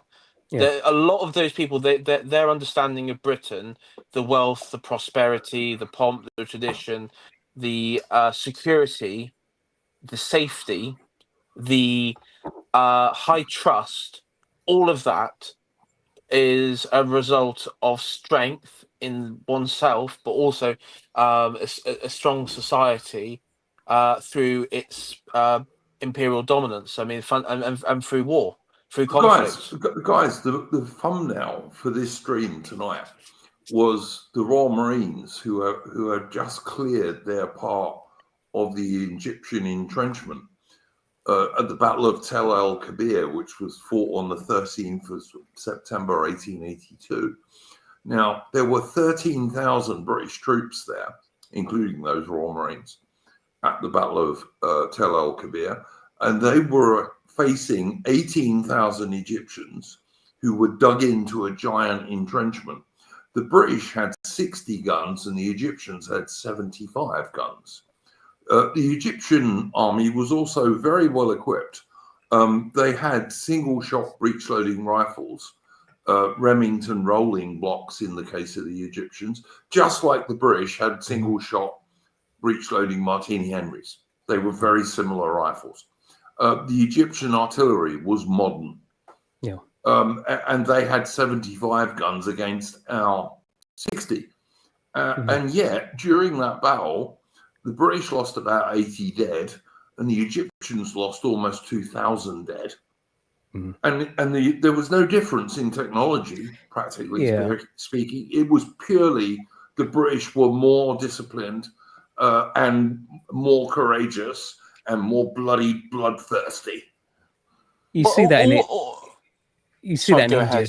In India too, they act like some people think the Indians were just still, bows and swords, but no, they had guns and cannons as well on our conquest there. Yes. Yeah, I mean, we did a stream on your channel about the Glorious Revolution. There was a period at time where England was a war-torn landscape. Where Britain was a war-torn landscape, where, of course, Ireland experienced massacres, not just by Catholics, but the Catholics also massacred Protestants as well in Ireland, which is largely forgotten. The reason why Cromwell had to go over there to begin with was because Protestants were being massacred, and so it happened, and both and Catholics were massacred as a response. And out of that sort of, within the three kingdoms, effectively, of extreme levels of violence and death, you did have Britain, a united Britain, in the sort of upswing, and you then had it sort of triggered greater exploration. Imperial investiture in the Americas and elsewhere, and in the West Indies, and of course that would continue. It would sort of begin the Royal Naval tradition and dominance, which then would build up until, and we can look at streams with Horatio Nelson, Lord Nelson at Trafalgar, and the aftermath from all that. But of all the things that these people like, and this is something that I really struggle with is you have a lot of people who, will look at old, like, sort of, whether it be restoration period or the sort of Napoleonic period, and say, I love that aesthetic, I love that world, I want to live in that world, but without all the without all the bigotry and the bloodshed and all that sort of stuff. But numbnuts, that's what created that world. That is what creates that sort of great civilization. And the same with Rome. People like Mary Beard and stuff. Yeah, enjoy fascinated by the society that Rome was able to create, the innovation, technology that was built on many vanquished people, great deals of slavery and bloodshed. Yeah. But that's what creates greatness. Yep. It's what's the old thing on the right, that tough men create a better world, and then the better world creates soft men. I mean, that's what happens. But people who think the British are this peaceful, nice, polite people know fuck all about the British. They really do. They know fuck all about the British. You want to know what the British are like? Watch HMS Victory going through the Franco-Spanish line and wrecking the two ships on either side of her with one broadside. And then look at the casualty figures at Trafalgar and the difference between the French and Spanish dead and the British dead. And they had the same technology. Would it be fair to describe the British as civilized and what's the word I'm looking for? Fair. It's kind of like the British Empire was the best empire there's ever been, obviously. Yeah. Also the biggest. But it was the best empire there's ever been because we were not as bad as most other empires. That's probably the best you can say. I think in terms of the fairness question, if you were friendly and loyal to the empire, you were treated well. If you betrayed or tried to attack the empire, you would feel you would have hell rain down upon you. You would be in a very bad way. That is like the level of fairness. 100 AI. That's totally my view too. Yeah. This is what I'm getting at. Meadfield of Avalon is asking us, do we still have the piss and vinegar in us anymore? I think we do. I think we do. Look at the fucking Falklands War in 1982. I was also going to say, the football fans, there's that anger there. It's channeled into useless crap like football. Yeah, exactly right. Exactly right. But look, I joined the army just after the Falklands War. I joined the British Army when I was 18 years old in 1983. And it was still the same old British Army. It was 95%, sorry, probably 99% of my day, white British. The NCOs still shouted and swore at you. And if you're a bit slow, you'd get booed up the arse. But you were all blokes and they were trying to make you tough because, soldiers are for killing people. That's really their job. Softies are no good at that, surprisingly enough, nor are most women. But I still think the British people are exactly the same if they were given some leadership. And what's lacking at the moment is there is no leadership, really. I think... Because, I think the English are polite. I think we're considerate. I think we're civilized. I think we're fair. However, I don't think it's a contradiction to say we have wrath, and we can be intolerant. We can bring it when we need to. I don't think those contradict each other. No, I'd say the true British character is like it's kind of a controlled violence. It's almost. I don't want to use the term suppressed, but I don't think we're violent unless we need to be, and then when we need to be, you better be somewhere else. The British are polite until they're not. Exactly. A, That's a what I good mean. a good example is the Indian Mutiny. Mm-hmm. Before that, we were very, very. I mean, compared to like you give the Spanish or something like that, you know, we were quite. I mean, we didn't interfere Mm-hmm. with the Hindu society, the Muslims, or what have you. There wasn't a great level of you did have missionary, but it wasn't like a British state effort. We did respect at large the sort of the local traditions. When it came to the Indian Mutiny, though, and the massacre of British civilians, and basically the all out sort of conflict that was inflicted upon us, we did bite back. We did bite back, and we Mm-hmm. crushed it, and we crushed it very ruthlessly. And to be quite frank, I mean, also another good example is where the expedition, roughly at the similar time period when Britain went into Afghanistan, and there was a betrayal there. We were forced out, but when we returned, we just returned for just to wipe out their cities, Yeah. just for slaughter. It was just revenge slaughter mission.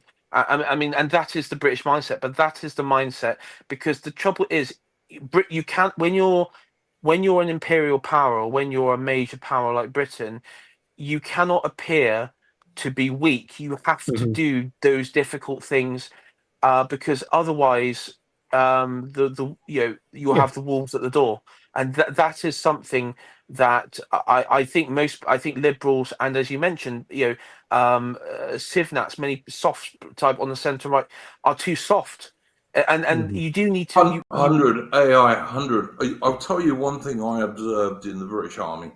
Scotsmen stick together, right? If you get in a fight with a Scotsman in the British Army, any other Scotsman will back him up because he's Scottish, right? yeah. To a lesser degree, but much the same, the Welsh will do the same thing. The English tend not to. And I think this is one thing that the English need to learn. You have got to start backing up your own people. You have to. You can't be, as people are saying in the chat, individualistic. You have to say, that's an Englishman, I'm going to fucking support him. Yeah. You have to be like that.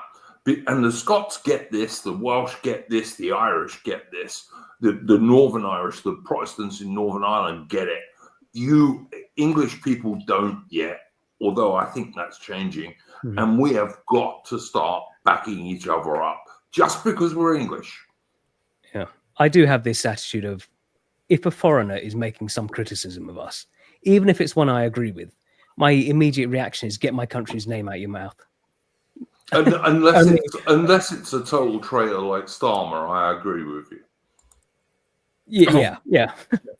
Starmer's not English. Starmer's not English.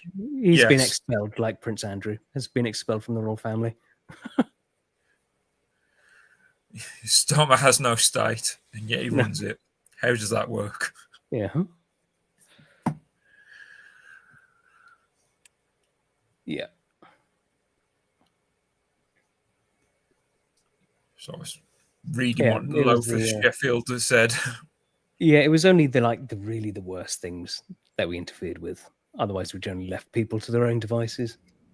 Yeah, that's the main problem with our empire. It's not like you take the Mongolian Empire, like they would just burn down your city. They were just brutal. No one really complains about the Mongolian Empire today. That's the main problem. Mongolians are very proud of it, as they should be. Lothar Sheffield is saying that General Sir Charles Napier abolished the Hindu sati.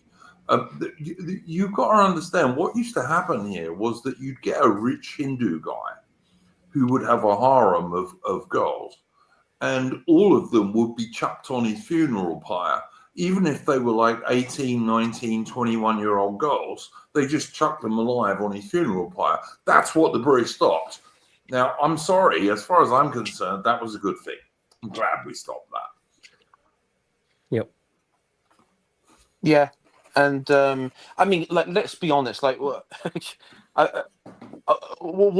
the alternative? You want to see the Spanish stop a sati? Well, how do you think the Spanish would have stopped it? I don't Yeah, want to exactly. just wiped out all the Hindus, basically. Yeah, they would have got they would have collected all the Brahmin, so all the religious caste, every one of them across the continent, and just killed them, and then replaced it with Catholic missionaries. That would because that's, and the reason we know that, and we do know that in some ways, because the Portuguese did that in Goa, and which is why today Goa is over. I mean, it's like 100% It's Catholic. Catholic. Yeah, it's Catholic. Yeah. I know. My ex-wife went there for a holiday before I knew her.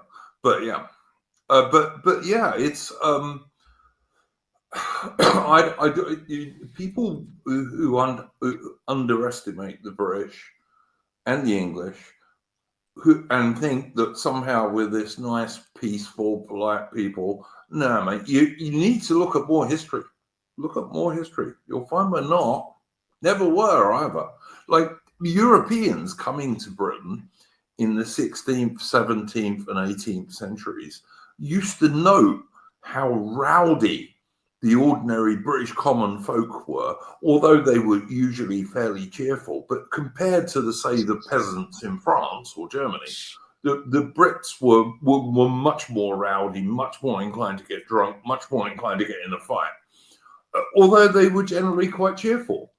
And it was also noted that the ordinary British people did not show the same deference to their betters, in air quotes, the aristocracy and what have you, as the Europeans did, unless they liked them and knew them.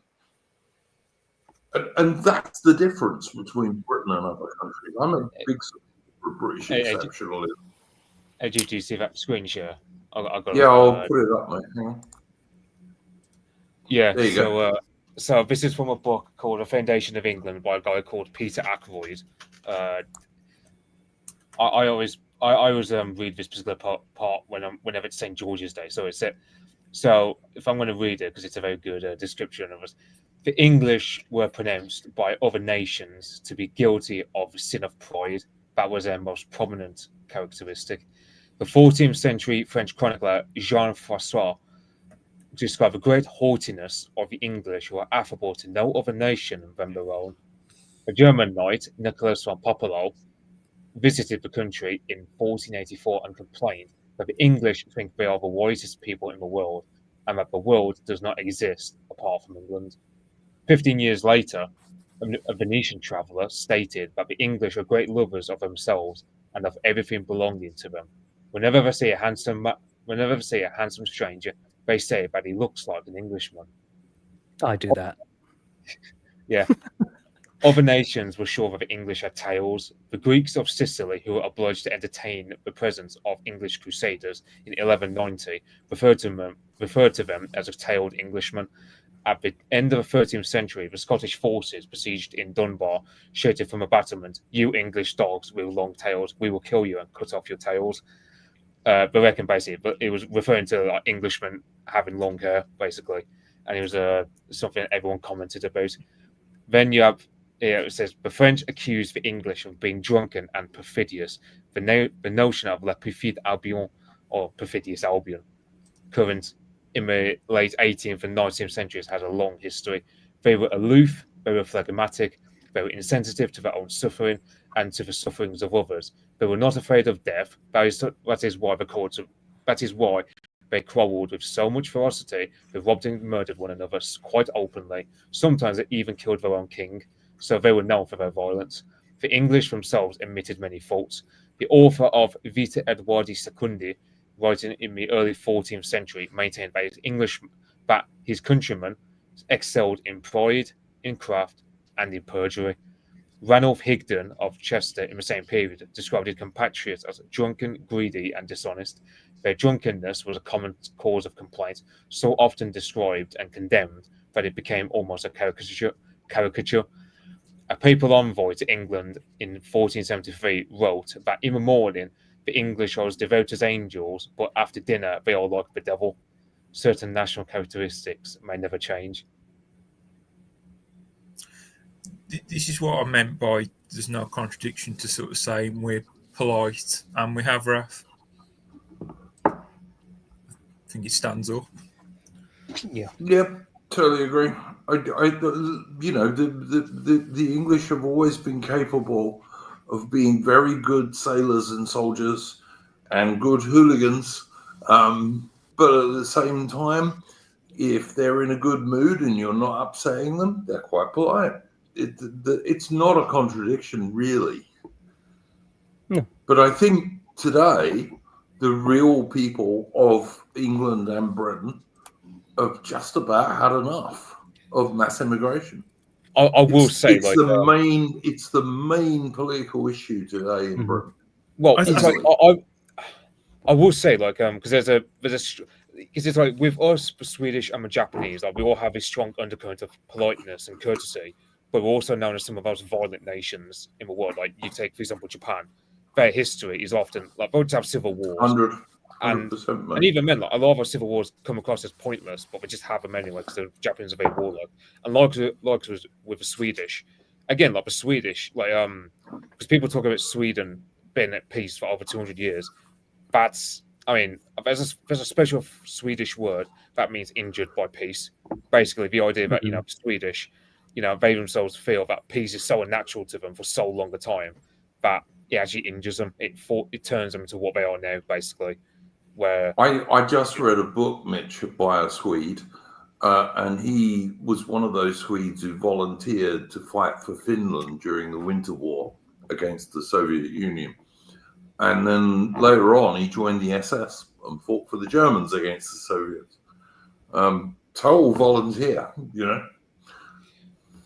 yeah, like, that's the thing. Though there's a strong correlation between like a culture being known for its politeness and courtesy, but also being some of the most warlike on the planet. As I said, like, you know, not just ourselves, but also the Swedish and the Japanese. Because the Swedish, they're very non-confrontational people. Like, they're very shy. They don't like getting into a fight, just over, let's say, a small issue. But like us, it's kind of like a controlled violence. And when you look at Swedish military history, especially in the 17th and 18th centuries, they're really punching above their weight. And likewise with the British and the Japanese as well. Like, you know, the Japanese could be some of us brutal conquerors on the planet if they wanted, but also they're known for just having a strong sense of honorifics, their strong sense of honor, their strong sense of politeness and courtesy is just, yeah, it's never been like people say, we Brits are too nice. And it's like, well, I don't really see being nice and being warlike as mutually exclusive, you know.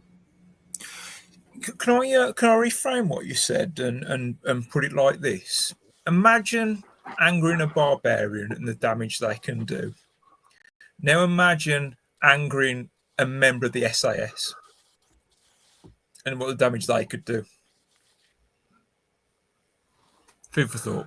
Yeah, Well, no, like, absolutely. I think you're right, Mercian. Yeah, I would also, because it's like you could take a, was it Ostrogoths? Was it? I'm trying to think of it. Germanic tribe who conquered Italy, 5th century. Yeah, the Ostrogoths, yeah. Yeah, there was it one was. Ostrogoth king. Yeah, there was one Ostrogoth king after Alaric who he starts emulating a lot of Rome. Like, so there was an element of, yes, you did have barbarians sacking Rome, but not long after they tried to keep that civilization afloat.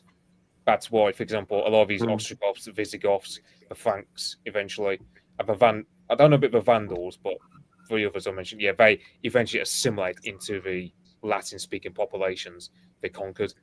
The Anglo-Saxons, not so much. Yeah, I mean the Vandals. No, they never integrated with the Roman population in Carthage. They were they were extreme Arian Christians. They were very hostile to the. They were quite familiar with the Berbers, but the actual like Romanized, Greco-Romanized people of like Phoenician Carthage types, they were quite hostile with.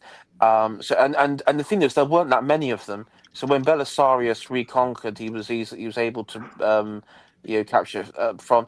But I mean from the Ostrogoths' point of view, yeah, there was back and throw, and I think it was not Narcissus when he did his reconquest.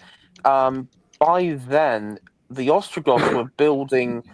They actually started building the Gothic churches in the style of like Roman temples.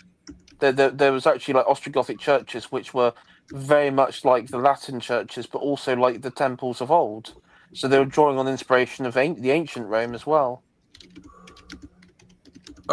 Key Buckley is saying the Fuggies would have still been active today as well if it weren't for British bean counters. It wasn't British bean counters, Key Buckley. It was actually a British officer.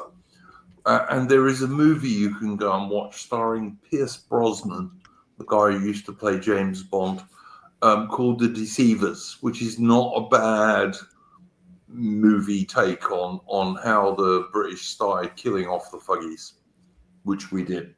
But it was a British officer, not bean counters. Yeah. Tharium, did you have a first topic? Because we haven't even got to AI yet. Yeah. Maybe it's interesting seeing the Green Party surging in popularity now. They just seem to be taking ahead. Like Labour's, like the Peter Hitchens' old thing about Labour and Tories being two corpses propping each other up. That seems to be really playing out now. The Tories dead, and then now Labour are following. So they've got their own. And let's be honest, Tharium, the Greens are actual somewhere between socialists and communists. That's what they actually are. Yeah. Yeah, they're really, really left wing. And so Labour, can't vote Labour, you know. Yeah, Labour just sort of pretend, and when they get into power, saying, "Well, we can't really tax everyone 100%." The Greens think you can, and yes, but just seeing, just Labour seem to have their own zero-seat movement going now on the left. Everyone abandoning them. Well, we were saying before we started, Tharium, and I don't know if you joined us early enough to hear this. The arseholes, greedy arseholes, Just Stop Oil, whatever they are, they're all greedy scumbags. The spray painted Stonehenge were just found not guilty. Of course they were. And there's video of them spray painting Stonehenge, but the jury found them not. I just don't get it. I mean, I've given them 5 years each. The Edward Colston statue was the same thing. Yeah, they were distressed by it. So no, they're fine. Just blatant vandalism. But it is a bit concerning because Greens will be even worse than Labour if they were to get in. That they will actually try and implement. We'll just tax everyone. 100%. They are totally, and they're totally anti-British. Totally anti-British. The whole climate change green movement is designed to make Western people far poorer. That's what it's for. I actually disagree that the Greens will put a high tax rate in. Well, not for everybody. They're just apologies here, really. Yeah, I was just going to say, now they've got this weird infiltration from Islam that's going on. So it's a full-on Islamo-communist party. But it's run by a gay Jew. It's so mad. But yeah, look at Ukraine. Look at Ukraine, Tharium. That's quite similar. Yeah. Except there's some cocaine in the mix there too. But I do think that the Green Party surge is quite astroturfed. Oh, of course. As soon as when Polanski was brought in as leader, it was immediately at the same time as Corbyn was trying to get his party, but it was when him and Sultana had this like big falling out over the membership data and the subscription service or whatever, that your internal party matter.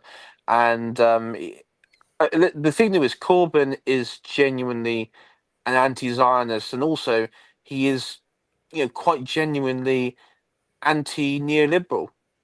He is that. Now, Polanski has tweeted in the past tepid support for, some of these causes. He has in the past. So I think the Green Party a lot of the Green Party stuff. I mean, most of it, when you see their conference, and I listened to some of their conference. I mean, they're quite literally mad. Half of them are mad, but I also think half of them are just astroturf for a lot of like frustrated. And the thing there is, and I do think, um, particularly like maybe like radicals on the left, they do get BTFO'd by their own side as well. You know, they get led down the garden path and suddenly, you know, backstabbed and, you know, they end up being purged. I mean, that happened on the Labour Party with Corbyn and his people. So, yeah, I don't know. To be honest, I think the whole Green Party thing is just there to snuff out Corbyn. Mitch, We do see Mercian. What? because Sorry, you carry on, yeah. carry on. But I want to get Mitch and Mercian's Yeah. views on this as well. We do seem to be getting, both sides seem to be getting more radical. Like the right wing is, you know, we are, people, our sort of side of things on the right is clearly in the ascendancy. And the left wing are kind of thrashing out in retaliation, going more insane. Yeah.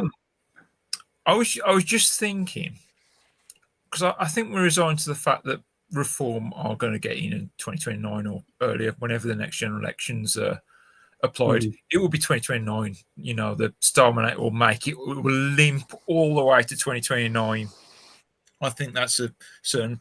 But if the public have had enough of reform, are we in danger of getting a Green government after that?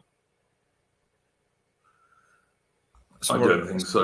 I don't think so, Mercy, and I don't think. I think the thing about the Green Party is just look at their policies, and if you are an ordinary average dude like all of us are, they want to make you much poorer. They want to restrict how much you can travel. They want to stop you having a car unless it's electric and only has a little battery that can only take you 50 miles. And that can blow up anytime it wants to. It's a serious story, mate. Serious story. No. This is my expertise. I know all this stuff. I know you're into cars, aren't you, Mercy? Yeah. I've watched Jeff buys cars, and he goes on about this stuff quite a lot. Oh yeah, it's one of my favourite channels as well. Yeah, no, he is. He talks quite sensibly about this stuff, and these things they just catch fire whenever they feel like it. And also they want to cover the country with solar panel farms, right? And Britain gets some of the least sunshine of anywhere in the world, basically. So they're not going to be very successful. And I can tell you, as someone who likes wildlife, that almost nothing can live on a solar panel farm. Like, compared to that, a uni crop, a big crop of wheat or rapeseed or whatever it might be, is not a big deal. Nature can deal with that. There's loads of insects and stuff that can live there and in the soil. But if you cover the whole of the countryside with a solar panel farm, nothing can live there, not even insects or worms.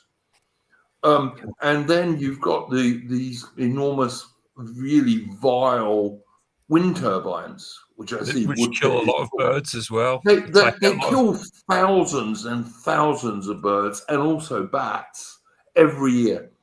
And listen, I tried to show a lady friend of mine a video of an American bald eagle that this woman tried to save, and she couldn't because the wings were too badly broken, and it was hit by one of these wind turbines. And of course, that happens to golden eagles in Britain. It does, and buzzards, and every other sort of bird you can think of. And yet, these supposed green people think this is a good idea. They are disgusting.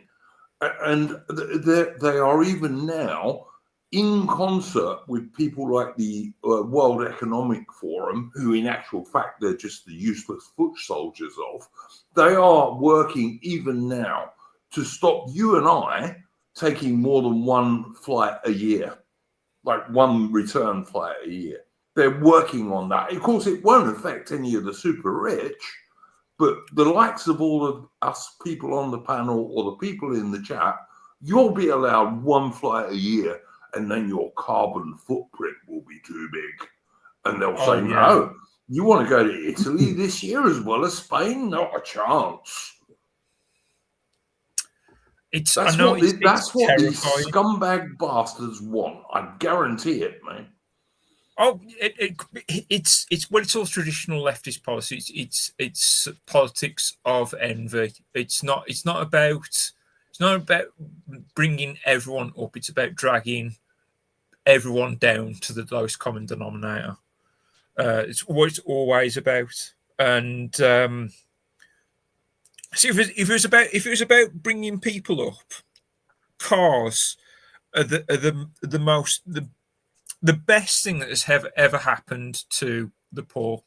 As soon as they were able to afford second-hand cars, it's basically put the world's population out of poverty. In my opinion, the car ownership, it's so important, and to be offered. Absolutely, Mercy. And it gives you a certain amount of freedom. If you want to go to Scotland for the weekend, you can go to Scotland for the weekend. It's not just freedom and independence. Yes, 100%, mate. I totally agree. It's it's allowed people to get jobs they otherwise wouldn't have had access to. And Mercy, and you will know this also. Look how many people in Britain, particularly in your part of the world, used to be employed in manufacturing British cars. Yeah, and I mean the whole and you could buy your own house on that sort of wage. I could talk 3 streams about JLR, and I mean I'm surprised that still exists. That company. I mean that company was in dire straits 40 years ago. I mean, even as far back as the 70s. How they've managed to survive this long? Well, actually, I do know why they've managed to survive this long. The reason they got into financial, in my opinion, the reason they got into financial dire straits is because of all their penny pinching. But it's exactly the same penny pinching that has made them able to limp along as long as they've done. Yep. But don't you think it was better, Mercy, and you know way more about this than I do, back in the day when there was Austin and Morris and Jaguar, and there were loads of British car companies. Like when I was a little boy, right, in the probably about 1970, my dad had a Morris Minor and the little tiny Austin car. He had one of those separately. You understand, not at the same time. And they were the post-war little cars that most people could afford, you know. Yeah, no, it was great. I think the British car industry, it was fantastic from sort of the pre-Second World War period up until the end of the 60s. As soon as you got British Leyland involved, you basically had communists in charge, and that's when the British car industry just fell apart. Got a lot of bad habits from British Leyland. 100% agree with that, mate. Yeah, British Leyland was a bad thing. But when I was a little boy, I remember all the lorries that you saw around were British made, Bedfords and what have you. All the cars were British. I mean, all right, we had Vauxhall in Britain, which I think became American owned fairly early on. But they still made British cars in Britain, you know. Yeah, well, I mean, I think lots of the world would put down British cars, and I told you on the last stream, the Japanese car industry is based on Austin and the designs from Austin. That should tell you a lot. I mean, the other thing is I think Britain, if it wasn't for British Leyland, Britain could make some of the best cars in the world. I mean, we have some of the most beautiful cars. We used to, mate. I mean, Jaguar used to be a great car company, but also things like the MGB. I mean, the classic MGB with the leather strap over the bonnet. I've been in one of those in Australia, like an old one that's now an absolutely classic car. I mean, I think that was the old Battle of Britain fire pilot's car, you know. We used to make some of the best cars in the world. We did, absolutely. Land Rover is another 100%. one. And I don't know if there's how many international viewers we have on here. They'll be going, well, what about parts like Lucas? Like Lucas has a really bad reputation in America. What the tragedy that happened in Britain is essentially, I'm going to call them what they were, communists managed to grab all our assets and put them under British Leyland, and then all the penny pinching started to happen. That was the downfall. If basically what the British car culture needed from the 70s onwards was free enterprise and competition with itself. Needing competition with itself, because if there was competition with itself, we'd still match. What do you think, Mercian, about the Capri, for example? The British I Capri. love the Capri. I love the Capri. I'll tell you, the reason I say the British Capri is there was a Capri in Australia, but it's not the same car at all. No. I love the Mark III British Capri. I actually owned one for a bit. I had a 1.6 laser black. That was kind of an affordable British sports car for a while, you know. Yeah. Do you know in South Africa they made one with the V8 engine as well? Oh, mate, look, South Africa used to be full of British cars. If you look at a video or a photograph of Cape Town or Durban or Pietermaritzburg or whatever in South Africa in the 1960s, it's full of Austins and Morrises and all that stuff. Yeah, it's just a terrible shame what's happened, because we've lost. I mean, if may I reel off some of the list of brands we've lost Geely, we've lost Austin, we've lost Sunbeam, Wolverhampton. Triumph has stopped making cars. Still make motorbikes, but I was just going to say beautiful cars. Yeah, one of my woman friends, her dad has a Triumph, and the top of the range Triumph is a superbike thing, you know. And I keep saying, you gotta get your dad to take you on the back of that just so you can say you've been on a Triumph. But yeah, Triumph used to make really good cars. They used to make good sports cars too. The Triumph Dolomite was a damn good car. That was one. One of my mates had one of those when I was in the army. Nice car. The Dolly Sprint, the fast one as well. Hillman, we've lost Hillman. Obviously lost Rover. We've lost MG, because MG, I don't even recognise that as an MG anymore. That's just a Chinese buyout of the brand. Yeah, absolutely, mate. The MG is a sports car. If it's not a sports car, it's not an MG. I'm sorry. Yeah. Key Buckley says the TR7. Yep, that was pretty good. TR6 as well. I mean, can we even say that there are any British cars anymore? I know Aston Martin exists. I know Lotus exists, and a few handful of others. But they're all foreign. I think the only. I mean, I don't know. Could you afford an Aston Martin, mate? Because I never could. Right? It's my dream. Yeah, my dream was a Jaguar XJS convertible. That was my dream. But you know what? That is a dream that if I really wanted it more than anything else in the world, I might be able to get it. But I'm never going to be able to afford an Aston Martin, you know. Well, I have a classic 10-car garage, and I'll mention one of them.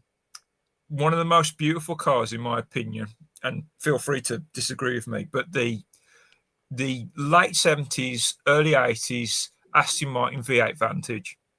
That was a British muscle car, and it is stunning. It actually held the record for the fastest production car. And I think Ferrari.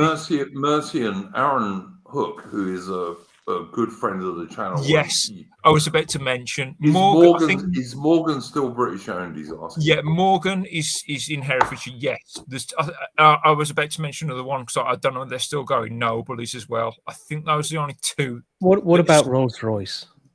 Rolls Royce are owned by the Germans. Oh, okay. Yeah, I think BMW own Rolls Royce, if I'm not mistaken. Right, But basically, Mercian, we don't make many cars in Britain anymore. No, it's been stripped of. It's worse like all manufacturers. It's been completely stripped from us, you know. And Same in Australia, Mercian. In Australia, the rivalry used to be Ford and Holden. Yeah. And Holden were owned by the same people who own Vauxhall in the UK. They're an American company. But they were made in Australia, and the particular cars were Australian. You know, like those models weren't sold anywhere else. Well, you could get a Vauxhall Monaro, which was a Holden Commodore, was it? I'm not too up on the. I do know the big fist fights between the Holden and Ford guys at Bathurst. Oh, that yeah, was a big rivalry. Yeah. I've driven Bathurst, by the way, mate. Oh. You can straights, don't they? You can drive around it, and you're not supposed to go. I'm trying to remember now because it was ages ago, but you're not supposed to go. I think over 50 kilometers, but I managed to do 100 over the finish line because I was doing Bathurst, so I was going to do 100 over the finish line. Well, like, I'm not puff, you know. as I know about Bathurst, is has some really long straights. So if you're in a muscle, you get a lot of speed, and then you're in straight into a 90-degree turn and trying to do that in a muscle car. Yeah, but it's also banked a bit. It's also banked a bit, so that helps. Well, even so, I mean the I mean, look, them straights and then straight to a 90-degree bend. When they race on it, you know, they're doing like 200 kilometers an hour. So I don't know what's that. It's 100 whatever miles an hour. That would be a bit different, but yeah. But isn't that part of the skill of being a race driver? I guess. Yeah. Well, yeah. It should be there to test the skill. I mean, Gerald of I can't pronounce his name. He's mentioned McLaren and Caterham. Yeah, those. I don't know about McLaren. I think that it wouldn't surprise me if there's a lot of foreign investment, but Caterham is a good shout. They bought out the Lotus 7 chassis, and they still make it to this day, I think. His name is Geralt of Rivia, and it's a Witcher reference from the video game. But yeah, for sure. Look, I'm happy to talk about cars, and I think most guys are happy to talk about cars for a while. I mean, sorry, guys. No. It is a shame. The British car industry is basically no more. But you could look at this, Mercian, and there is a strong parallel between the British car industry and the British aircraft industry. And in particular, the British military aircraft industry, which was destroyed about the same time, slightly earlier, same fucking reasons, basically. Yeah. It's a crying shame about the Harrier jump jet as well. I think that should have been modernised. Or the British, Super Harrier. The supersonic Harrier would have been worth. Yeah, I was going to say. A lot cheaper than the F-35B, and probably Britain could have 2 full aircraft carriers worth, which would be kind of cool. But the Harrier really shouldn't have performed as well as it did in the Falklands. That is credit to the pilots. But in these subsonic jets, they're still just out fighting everyone on the Argentinian side. They were some of the best trained pilots in the world. Yeah. Every single British air-to-air kill since at least 1948. Some people say 1946, but it's at least 1948. Every single British air-to-air kill since then has been by the Royal Navy Fleet Air Arm, not by the RAF. And I'm happy to say my son is a Royal Navy Fleet Air Arm pilot. So there we go. Yep. Yeah, I always think that's if you actually want to go somewhere. No, we're not about to be invaded by Russia, so the Air Force is kind of stuck here, whereas the Navy, you're free to go anywhere, really.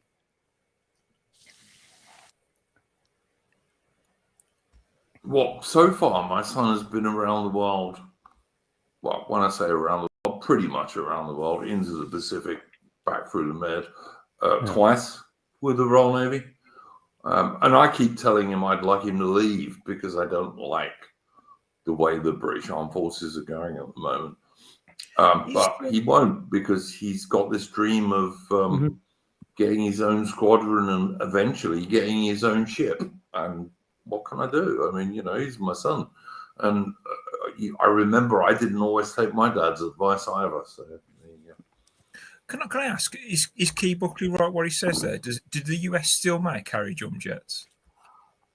I don't know if they still make them, but they did build a more advanced version. But the more advanced version the Americans built, which the the British also started using towards the end of the Invincible class carriers, it's a bomb truck. It's not a fighter. It doesn't have a decent radar, unlike the Mark II Sea Harrier had a very good radar, much better than the one in the Falklands. But it was a fighter aircraft, whereas the US jump jets, they're bomb trucks. They're not designed to be fire aircraft at all. They wouldn't be very good at shooting down Argentine Mirages and Skyhawks. So, while we're talking about aircraft, I just want to bring out a personal favourite of mine. I'm a big fan of the F-14 Tomcat. I just love that. I love that sweet back wing design. They don't use it anymore, mate. It was too expensive. I know. They're on about making a Super Tomcat, but obviously they won't. They won't. Any new American aircraft is going to be stealth or some sort of drone that can be controlled by a pilot. New American naval aircraft. But yeah, no, they got rid of the Tomcat not because it wasn't an excellent aircraft, but because they didn't think it was worth the money to keep it going anymore. Basically, yeah. I think it's the most beautiful modern aircraft. I really rate that aircraft.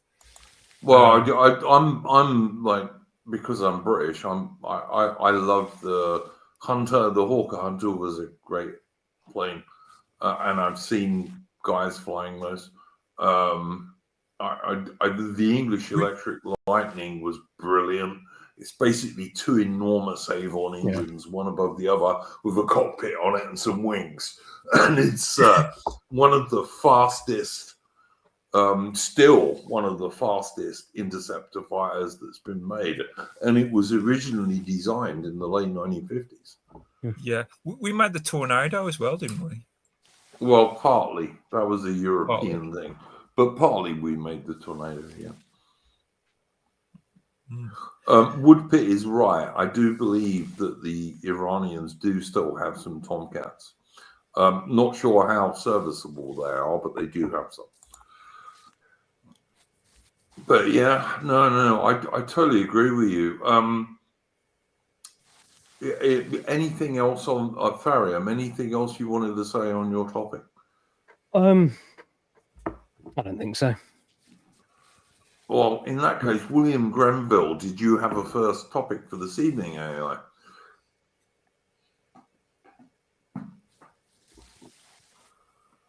Has he gone to sleep? Oh, he's fallen asleep. Oh dear. AI, are you awake? Yeah, maybe he's fallen asleep. All right, guys. Anything else you want to talk about while we're here?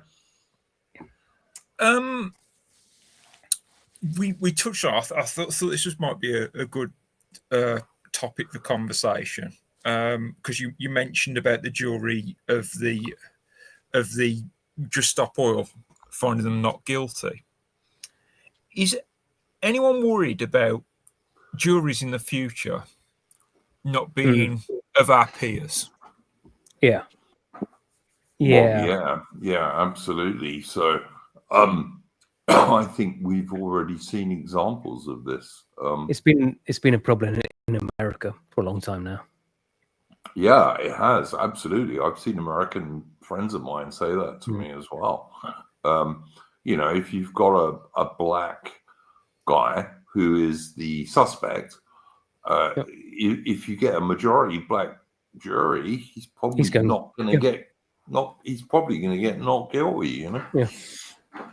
Whereas like He's us, back. AI, you're back. I was just saying, did you have a first topic for this evening? Yeah, sorry, I was just seeing to my dog. We got a bit of fireworks here, so I'm having to. All right, mate. You were always allowed to look after your dog. Yeah. Sorry. So, first topic. Oh God, I'm just trying to think of anything. Would you like to talk about a jury of your peers? That's where we were just a second ago. If you want a prompt. Oh yeah, jury of your peers. I'll probably actually the only thing I'll talk about quickly is Nathan Hood, who I'm working with alongside the Pendragon Foundation with the castle restoration, has he's put together a book on the religious history of Scotland during the late 18th century. I should say 16th century, I should say. So do check that out. And yeah, there's also just looking at the Castle Foundation as well, on castle restoration. There's been a few more streams on that, and plans in the future. So you can volunteer. There's a page for volunteering. Mm-hmm. What would you be doing volunteering for them? So what you'd be doing is looking at once a castle has been chosen for sorry, let me start from the beginning. There'll be several different teams that we're looking at the moment. So you'll be looking for grant money and so on and so forth. So when if you're volunteering, you'll whatever sort of skill you have or that you've got, it will be applied to the team, whether it be looking for funding, grant money, research, or anything like that. So yeah, that's sort of what you'd be still be looking. You'll be sort of, if you were to join, you'll be getting into, and eventually we get to the period of actually finding a castle, finding a property like that, and restoring it, and particularly those who have skills and crafts in sort of the building sector as well. We're very much interested in that as well, because that would require. I mean, that'd be the main thing of all the restoration. It will be those skills. I did see them post on the Twitter about one that's up for 5.5 million. That's really, it wasn't that bad, really, for all that you were guessing with that, I thought. No, and I think we have got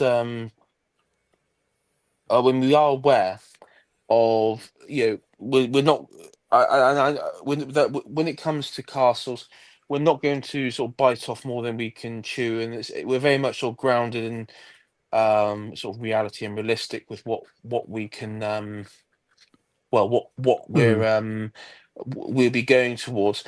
We do look at, like, I know recently they looked at Hadrian's Wall, Conway Castle, Carnarvon Castle, and stuff like that. But I mean, there are so many across England. AI, did you mention Nathan's book, by the way? I did, yes. Good. Yeah, his book as well.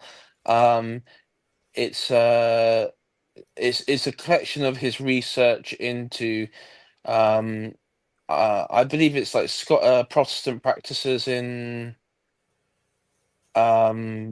Scotland during the um, 16th, 17th century.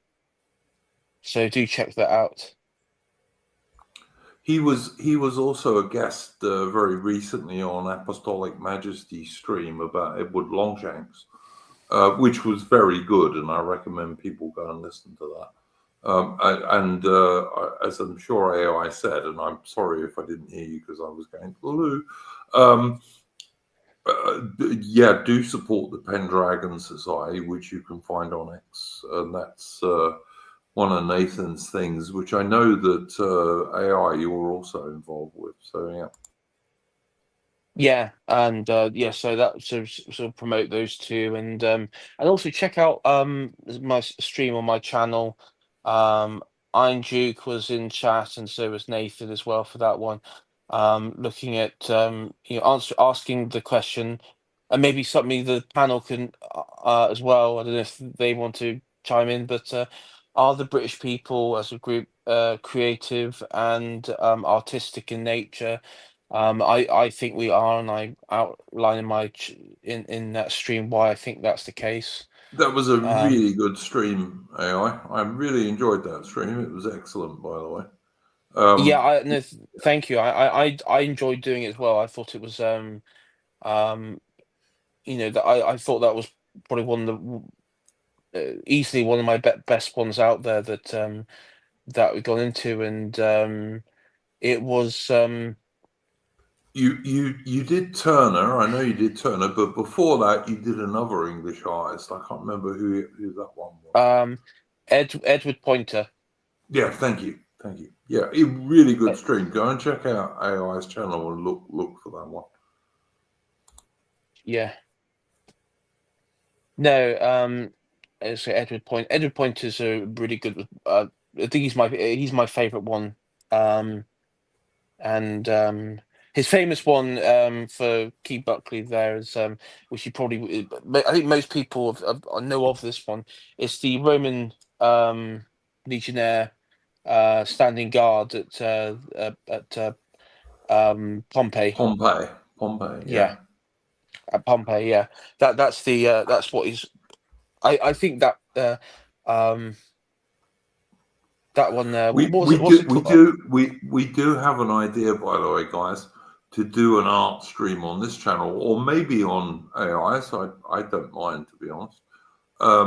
Where the panel will all pick their 5 favorite British paintings, not English, British, because that gives people slightly more leeway. But I do agree with AI's basic premise on his stream is that there's a load of great English art, and I think this whole thing was British art. It was both basically started because Carl Benjamin posted that once you've been in Italy, you realise the British are not very artistic, which is bullshit. Of course, it depends where you go, in Italy and in Britain. You know. He did sort of follow that up, going the place he went to after that in Italy. He did say it's basically just a shithole. So he seems to have changed his mind a bit there. Yeah, I mean, look, I'd say probably the biggest British art is literature, probably, and I guess Yeah. Aaron Hook in the chat would agree with that. But there are many great British artists. I mean, one of the things that was on AI stream when AI was going through some of Turner's paintings, Turner, I think you could describe Turner as an impressionist long before the French Impressionists. I really do.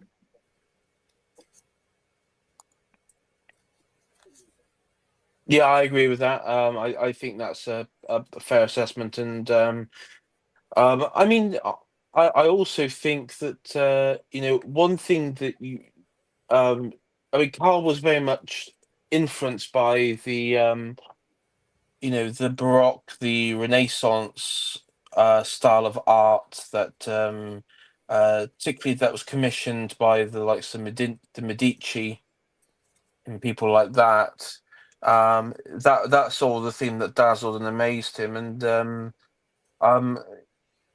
you see that you see that with the likes of Turner, the likes of Edward Poynter and others, but going into the Victorian period, you know, it's just it really is just a sign of sort of a creative and radical society which is in like a positive upswing. Britain was experiencing the Pax Britannia, so the greatest point of British society. At that particular time, Italy was experiencing, you know, the Greco world had been, at that point conquered by the Ottomans. There was an element of brain drain from the east, and Italy was, having that sort of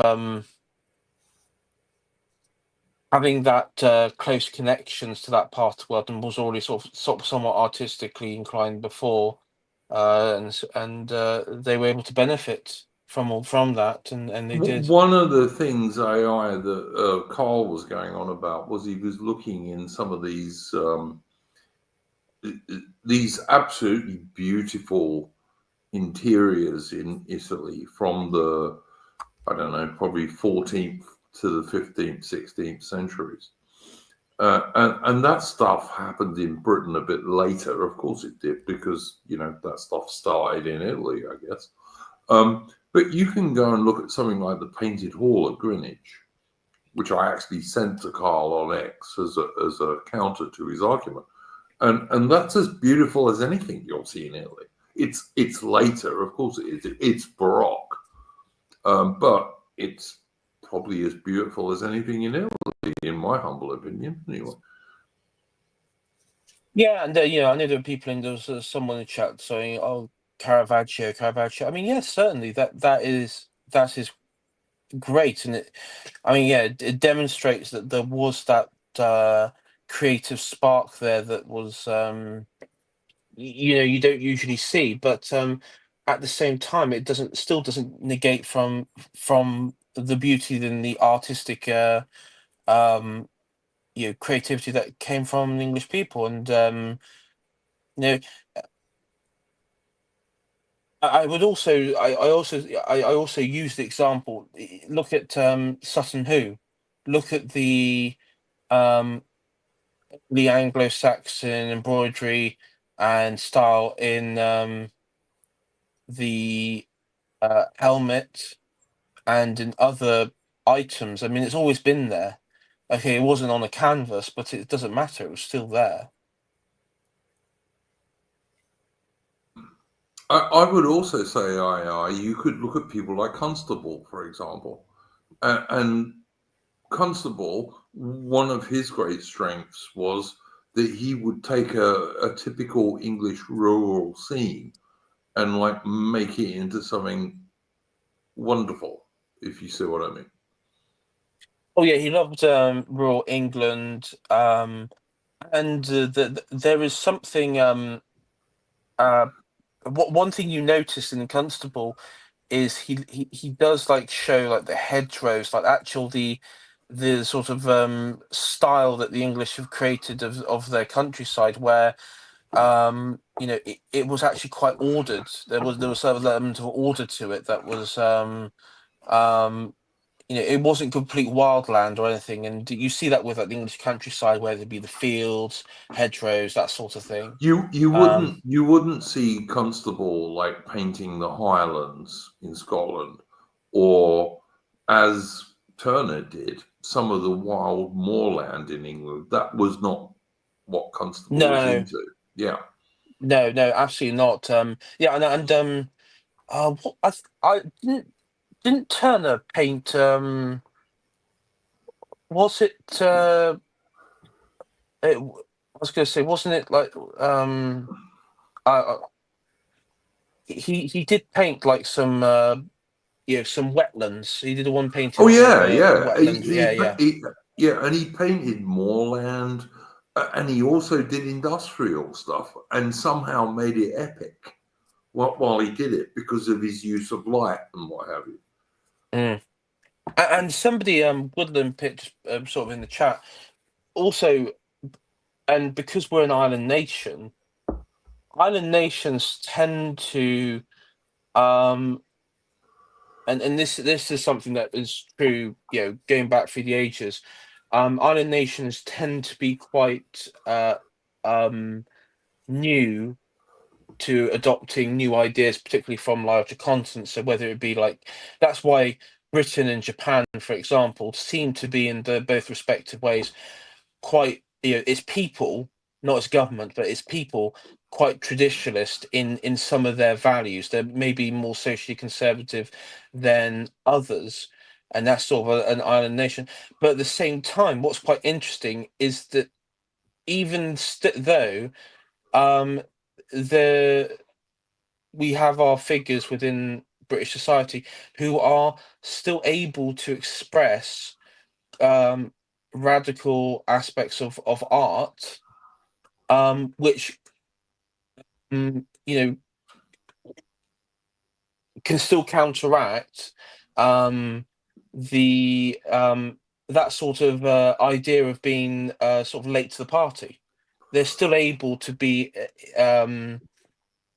greatly influential, and from culture to flow back into the continent, and that's something that's something that I've also noticed in, like, when we talk about the theatre aspect, and that influence, because really during the um um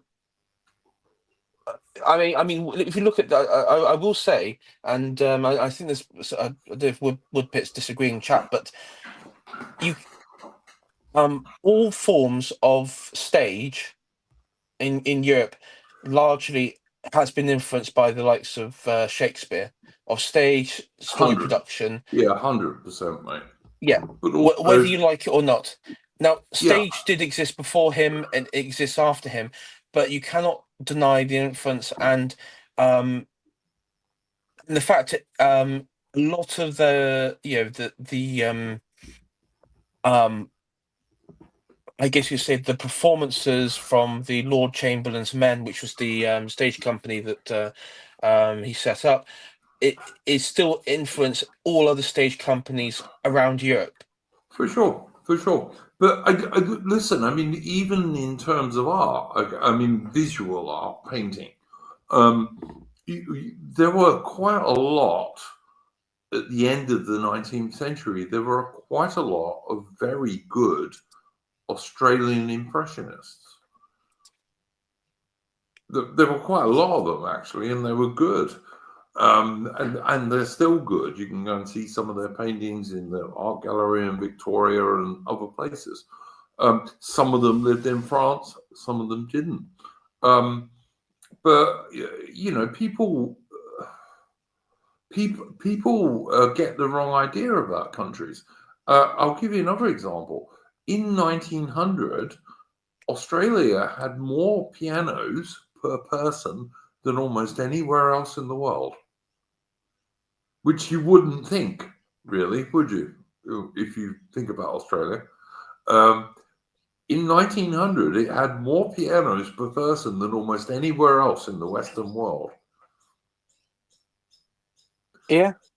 People get this kind of, I don't know, cartoonish view of a people and a country.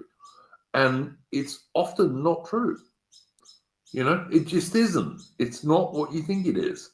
And I think this is true with British art. I mean, there is loads and loads of great British art, but you have to go and find it. I mean, it's not just sitting around on the street, sadly, particularly since we've vandalized our cities by destroying some of our loveliest buildings and building shit, basically.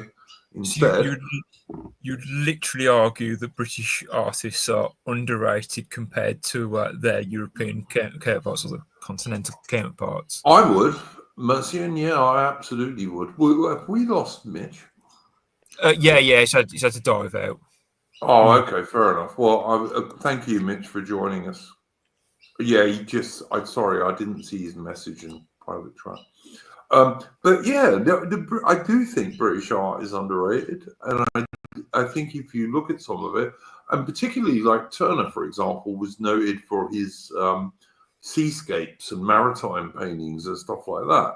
And obviously, because Britain is an island with thousands of miles of coastline, yeah, British maritime eyes, I would argue, and I use loads of them for our thumbnails because they're generally, if they're not the Royal Marines, they'll be Royal Navy. I use loads of them for that.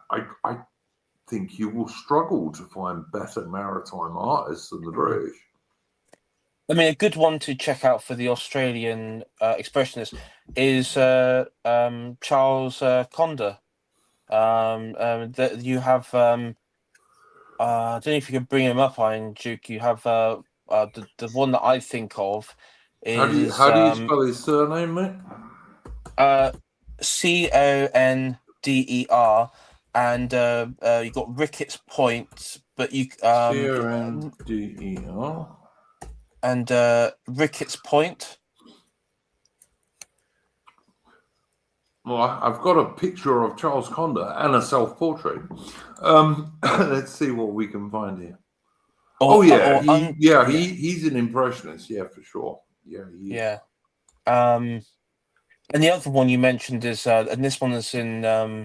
I do know this other painting, which I didn't know the name of, but it's Arthur Streeton. I've heard Heidelberg. of him. I've heard of him. He's really good, mate. I'm not going to bring these up, AI, just purely because I don't want to get copyright struck. But Streeton I've heard of. He's pretty good too. Yeah, there were quite a lot of them. Tom Roberts as well. He liked to do the farming side and cities.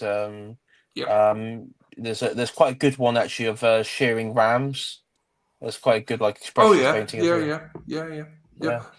As I say, and the only reason I know about the piano stuff is my friend, the Australian guy who got banned from YouTube ridiculously. He actually looked that up and found it that Australia had a higher number of pianos per people in their country than any other Western nation in about 1900. And these were, I see someone in the chat making a joke and saying it's for waltzing Matilda. I'm sure sometimes it was for stuff like that. But it was common in those days for educated ladies, middle-class ladies, to actually play the piano nicely for guests on a weekend party or something like that, And you didn't have to be an aristocrat. You could be a middle-class girl and do that. Mm-hmm. Yeah. I'm sure that working class girls certainly would do, round the piano sing songs sometimes. And so would middle class people. Sing songs were quite popular back in around 1900, because there was no television. There virtually wasn't recording or phonographs as they became a bit later. So people made their own entertainment. But if you look at something like in Australia, the exhibition building, which was built in the 1890s, and it's still absolutely beautiful today. We just don't build anything like that anymore. Everything we build now is an eyesore of concrete and glass, basically. It's a good question, actually. What do you think of David Hockney and his paintings? I don't have a high opinion. That's all I have to say. Wasn't he the artist that did Sergeant Pepper's? I think so. Yeah. I don't like it. The thing is that the movement he was part of was called pop art, which was like, and I mean, some of it is interesting, but I'm not. The trouble is, it is at the same time, it's popularizing mass culture. Yeah. And that for me it feels a bit tacky.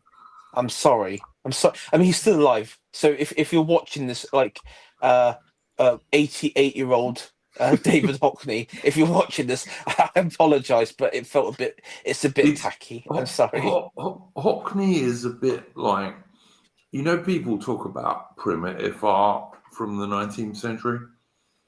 Yeah. You get some French painters like that, like the guy who did Jungle and that kind of stuff. Can't remember his name now. Hogney's a bit like that. It's a bit like primitive art. It's a bit like, if I really worked hard enough, I could probably do a David Hockney, Yeah. I'm not artistic at all, to be honest. I actually, when I was doing the artwork for Tailed Features Regional Variations, I actually did my own David Hockney-esque, as much as my computer at the time would allow me. No, I believe that, Mercy, and I do. That makes sense. I mean, the one that it's a bit like AI said. It's the lowest common denominator again. You know what I mean? The one that I do like of his, which I mean, if I was to say like my favorite of his, is probably his canvas, the Mr. and Mrs. Clark and Percy. I do like that one. That one's that one's okay. Is Percy a dog? No, cat. Oh, okay. I was going to like it, but now I can't.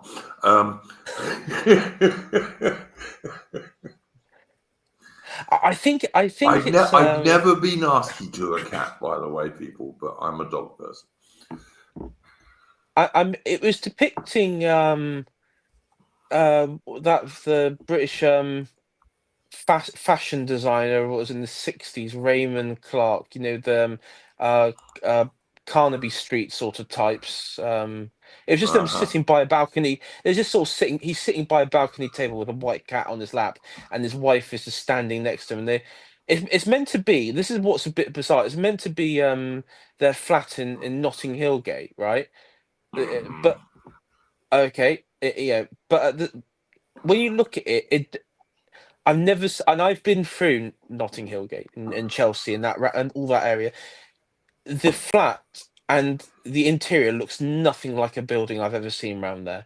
That looks more like Mediterranean, so that's why at the same time it's a bit interesting, because it's like I don't think that's really where he claims it is, but no, I might have to. Maybe I'll find an email and inquire on them, because I'll be like, hold on a sec, mate, where is this really set? That's my David Hockney-esque concoction I did for Tailed Fair Features. enough. 100th episode of all the stories he covered. Yeah. I do follow Regional Variations sometimes. He's a Scottish guy, isn't he? Yeah. He's nuked his channel and took all the Regional Variations episodes away. Oh, that's a shame. I used to follow him anyway. Yeah. Well, he's what he said was he wants to have kids and he doesn't want his kids to find his channel. Why? He never did anything bad. Well, I argued we'll keep it up until you have kids and they grow up old enough to get it. I don't understand that. I really don't understand that. And I'm a dad, all right? I was going to say there is this interesting thing on the right where, as time goes on, I know a few people, when I first started, who who I stream with who have like left the this world. Same They AI, actually same. they actually do like deeply regret like this particular period. It's really bizarre. I mean, it, moving away because you've had enough or you're bored of it. I get, but coming to regret it or something like that. Well, how do you regret it? I I look at never it, understood that. I look at it, you know, that famous World War II, World War One poster where the little boy and the little girl, the little boy's playing with toy soldiers, yeah, and the dad's sitting in an armchair, and his daughter says to him, "What did you do in the war, Daddy?" Yeah, you know Yeah. that one? Yeah. And I think everyone knows that famous World War One poster. I kind of think if you don't do what we're doing, that's what your kids are going to say to you, you know? Yeah, no, straight up. And And, I'm not suggesting for a moment that what we're doing is anything like going to war. I've done that, thank you, on 2 continents.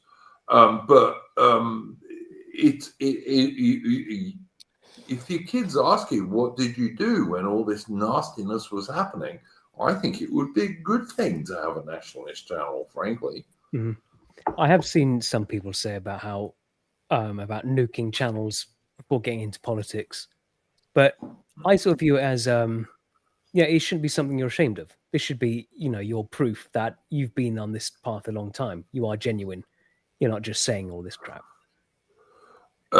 This is quite interesting. Maybe Sonny Jim is right about this, because the least said about Harry and the better, as far as I'm concerned. The only reason I even know Harry and slightly is he used to do excellent streams on the Peloponnesian War and stuff like that, ancient Greek history and things. Mhm. But he would always ask the stupidest questions because he's got a pea brain and he's not very bright. But but if he was on that channel, then Sonny Jim, you might have a point. You might. I do remember Tailed. He was the Scottish chap that used to appear with Count Dankula a lot, didn't he? On a few of his sketches. Yeah, Count Dankula theme tune. Yeah, because I streamed with Tailed and I knew him. He was offline, a nice chap. and I was friendly with him offline. Yeah, he was friendly with him offline, and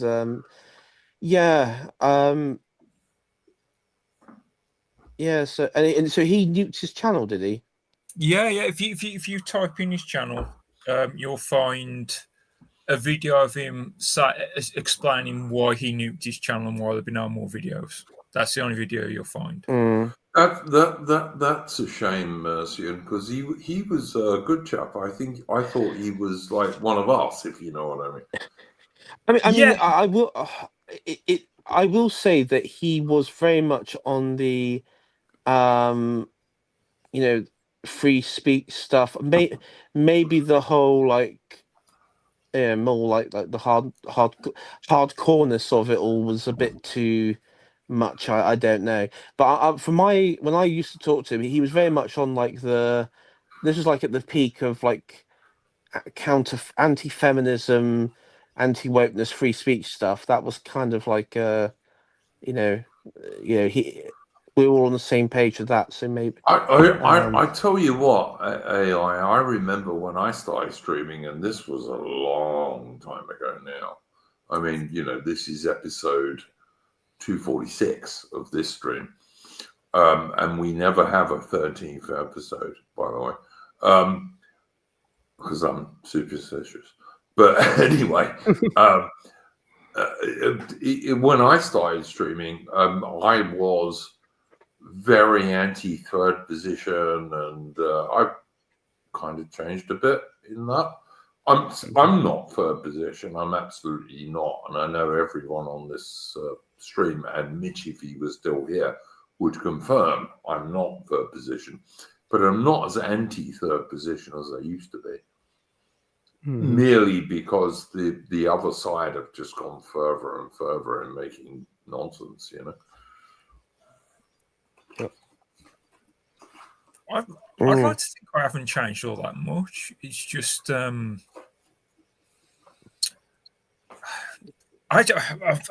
tell you, a streamer I was talking to last Friday was a chap named Dino Bane, and we were talking about the Gary Neville thing, and I mentioned that Gary Neville perhaps hasn't changed since the 90s, but if he said what he said recently in the 90s, no one would have cared because it didn't matter then. Like you weren't eye to eye with it. You are now. That's why that thought process doesn't stick anymore. And Gary Neville isn't eye to eye with what's actually happening anymore. Mm-hmm. I don't know if you think about that. You know, I think a lot of people have stuck where they are, and it's the politics around them that's changed. I mean, maybe, but I mean that does make them far right wherever they were now. Yeah, I don't know about you guys, but like when I was younger, I was a bit more libertarian than I am now. Yeah, same. I was never left wing. Like the only politician I ever voted for in Britain was Maggie Thatcher, right? And do I regret that to some degree now? Yeah, Maggie was good in many respects, like fighting the Falklands War and some of the other things she did. But she also did a lot to destroy British industry, which I think was a mistake, a big mistake. But I was never a lefty. I would never have voted Labour from the age of 10 onwards, you know, not if you paid me a lot of money. So I was never on the left. But when I was younger, I was probably a bit more of a libertarian, I suppose. But I haven't changed that much, really. I've definitely radicalized.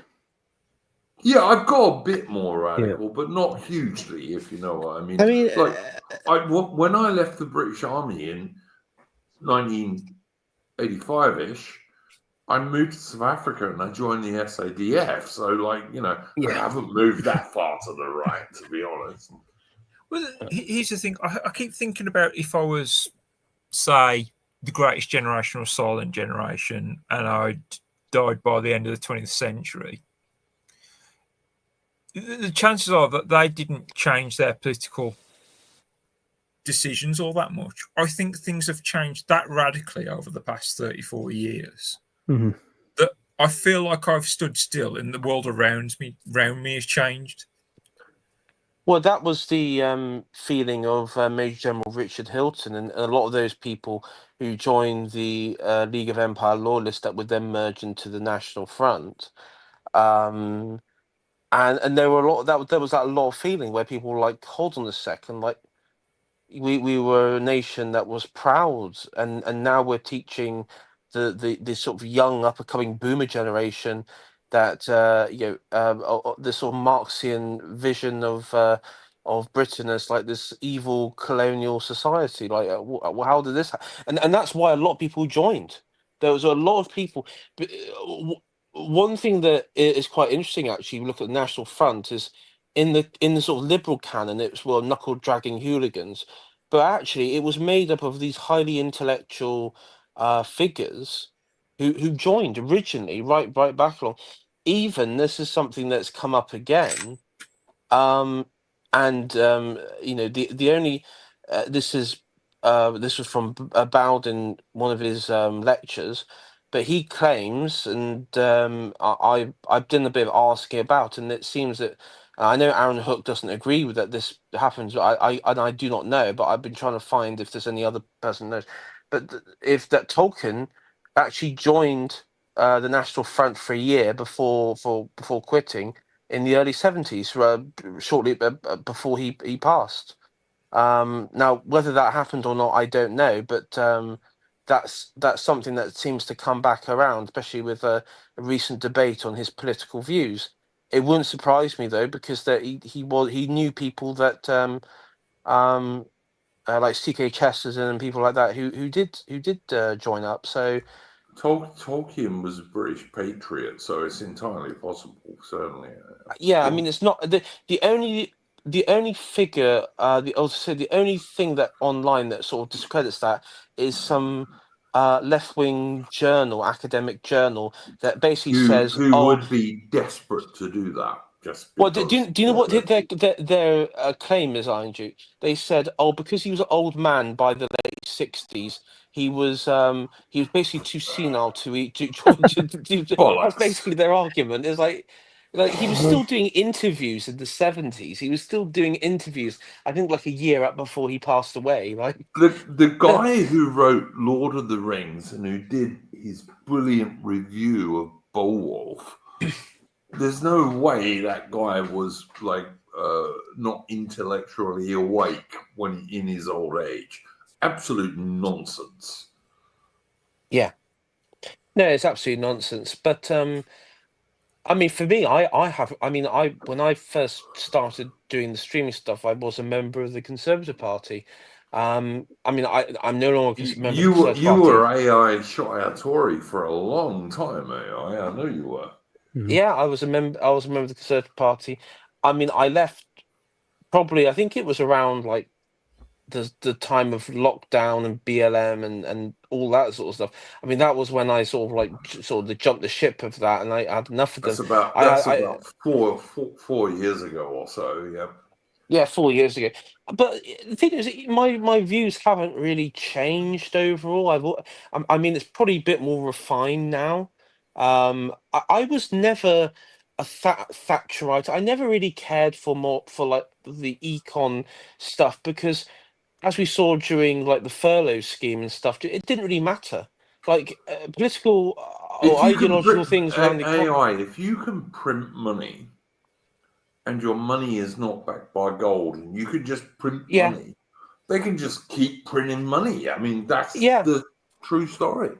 Yeah, and while that was happening, you had people within the party that I knew who were still like debating, like still debating like these sort of economic model policies, like we need to be more Thatcherite when we're speaking to in the next general election, and it's like, are you guys fucking delusional? My thing was I said, are you guys like absolutely delusional? We've got a furlough scheme, like half the country, we're just paying them to sit at home. I mean, and you're talking about being Thatcherite, and you're saying, "Oh well, the Farage and For a the Labour bad Party flu, are AI, communists." Yeah, for a bad flu, that's all the China virus ever was a bad flu.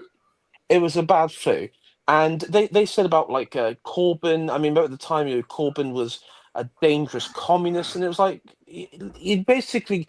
It's like state subsidies. I mean, it's like, come on, guys, come on. I mean that was sort of like Never forget Nigel Farage standing in front of his house banging pots for the NHS. yeah, it was all ridiculous. And the sad thing is, talk about people that's gone. One figure that was I mean, I do look back through the uh my sort of catalogue, and it is sad because a lot of people who join my streams or stuff are just no longer around, and I think a lot of them just quit the political scene. I mean, I even got a few years ago now, 2 years ago, a Discord message from a person who I used to stream with, who basically asked me, "Oh, can you delete like all your streams with me in?" Yeah, And I was like, I've had messages like that anyway. And I have sometimes done it if there was only one or two. I will just say, guys, we've got 157 viewers at the moment, which is pretty good for a live stream. And Lothar Sheffield said, I'm reading that book now, Imperial Obituary, can recommend it. And I will just say, if you're into that book, guys, go and check out AI's channel because he has like several streams that are talking about that book, Yeah. don't you? A chapter breakdown with myself and Connor, an American lad who joined me, and also I think you were in a couple of those chapter Yeah, I streams was in as one or well. two AI. Yeah, and Yeah. they were really good streams. So if you're into that, go and check out AI's channel. And Imperial Obituary is a good book. It's written by a British soldier from the Second World War, British officer. Major General Richard Hilton. Yeah, he was an Empire loyalist, basically, and was trying to work out how come the British Empire got wound up so quickly after World War II, and that's what he's talking about. And if you go and watch AI's channel, they talk about this. So yeah. Yeah. You tried actually running for something, didn't you? The Tories. Oh yeah, I did a councillor run. Yeah. And I even went to, I even went for an interview because this is the ridiculous stuff. You have to be an Yeah. MP. You have to go to an interview. Yeah.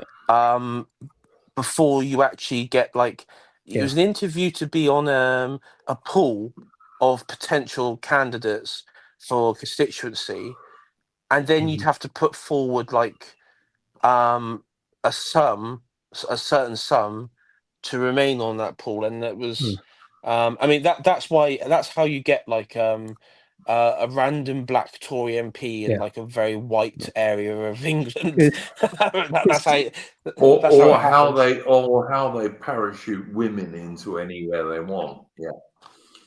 Yeah, basically, yeah. Because some people talk about entryism, but the point is like we're stopped at the very first hurdle. Yeah, it's not Like- possible. It's just not possible. Even on the councillor level, they do monitor, and what they do is I mean, like when I was running for councillor, there was this rampant homosexual centre left liberal guy who was a big supporter of trans and BLM, who was basically controlling the local like Tory, and I had to be, and I was like my boss.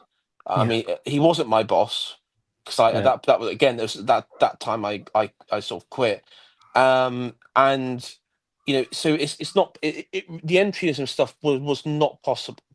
It just wasn't possible. Not in the Conservative Party. I think you might be able to do it in Reform, although you would not want to be a streamer. You wouldn't want to be someone like us.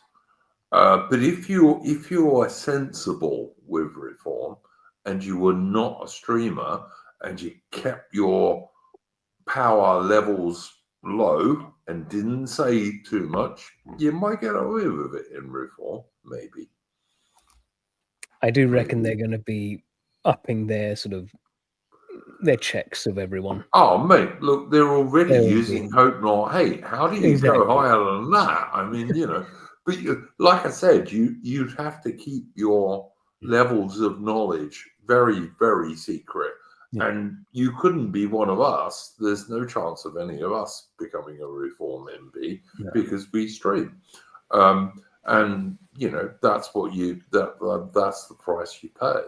But could you, if you were on the right and kept it quiet, get into Reform? I reckon you probably could actually. I think there's one or two like that in the Reform Party. Yeah. You gotta wait to see what happens when Farage retires, and my guess is that Farage will do one term as Prime Minister and then quit. I think he'll do one term. He may quit like a year early in order that his. I was saying to say about my enormous worry is that it will be the Sri Lankan. Of course, it will be. Guy. Yeah, and if that's the case, then they're going to get nowhere because I'm not going to vote for him. Not if you paid me. My prediction with a Farage Prime Ministership, he will get us out of the ECHR. He'll get everything about the EU's tendrils out of British politics.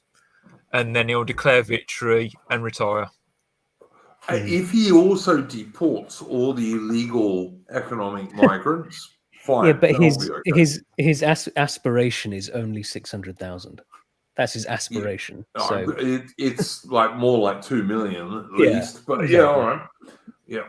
But let's see what he does. Listen, if he deports 600,000, it will be an enormous advance on what we've had so far. it's not You know, that much more, really. I think Labour did 30,000 earlier this year. deported. Yeah, I think I saw that. They're like Labour. I'm sure like, that's not right, Ferry. People That's do an occasionally get exaggeration. deported. It's just like Farage's numbers are just, especially when you look like probably half his estimate, what he's actually going to do. Oh yeah, yeah. He's Listen, I'm prepared to be entirely disappointed by a Farage premiership. I'll still vote for him though, because who else are you going to vote for? Labour, Conservatives, Greens, Lib Dems? No. I agree there. What do we all think about Robert Lowe's Restore? Is it a think tank? Is it equivalent to Rupert Tony Lowe's Blair? Restore Britain is brilliant, I think. Yeah, because I think that's like the right wing alternative to the Tony Blair Foundation, if done right. Yeah, I'm a paid up member of Rupert Lowe's Restore. Oh, good, Britain. good.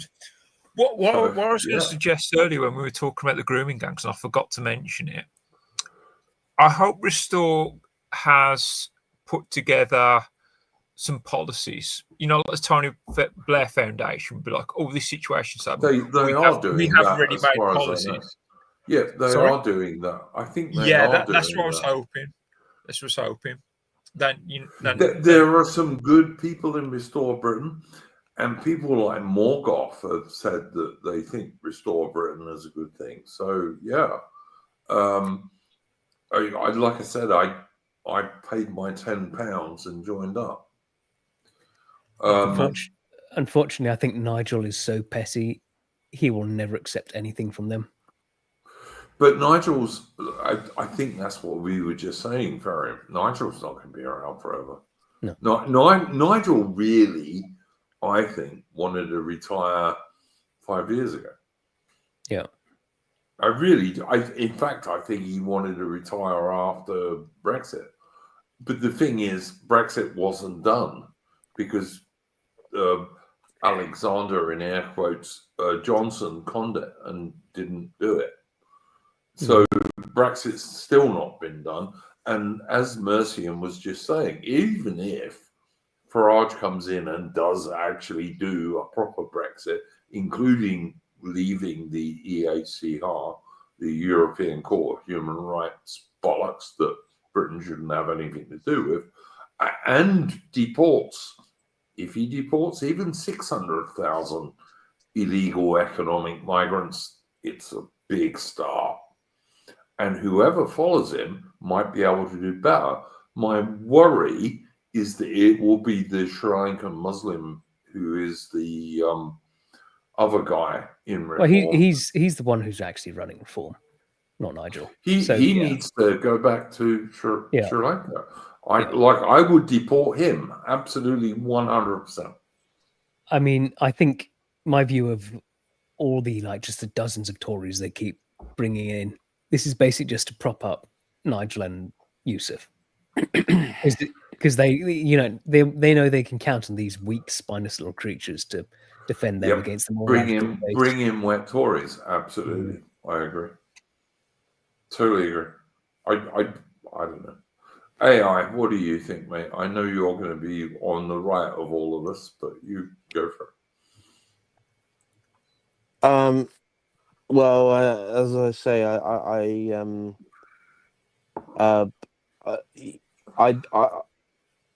I think if I think if reform MPs, assuming they're going to win have a thumping general election, will probably suffer the same fault as Boris Johnson's landslide. You're going to have people who are really not equipped to be MPs. Yeah. There won't be an obvious successor, and so that would be a problem. and I think I think reform could fail and fall as soon as it, as fast as you've seen the Tory party and everything else. And I know a lot of people in the nationalist sort of circles, particularly ex-BNP people, have recently started to gather and plan the future after Farage and after Reform, or when Reform take government. There's a move to remove the current leadership of the BNP have basically just been using it as like a Ponzi cash cow scheme from what others have said, and there's been I've seen a bit of that. Yeah, and former BNP members who left, years and years ago, are apparently have actually renewed their membership and trying to do a leadership challenge within the party. Whether that's successful against, I think it's Alan Walker as the leader that they're I trying don't to oust. like all the people who are trying to do it. I've got to say, Yeah, I don't like all the people trying to do it. I've got to say, but yeah.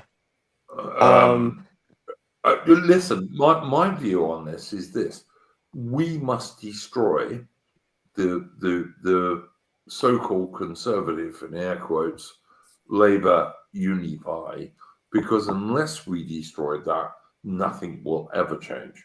So I'm going to fully support reform in order to destroy that unify. But after that, something else has got to happen. I don't think reform themselves are going to be the instrument which is going to return Great Britain to the great British people. I think that's going to be somebody else. But we have to destroy that unity party first. Nigel did make a prediction in one interview where he's going, you have to vote for me because you won't like what comes after me.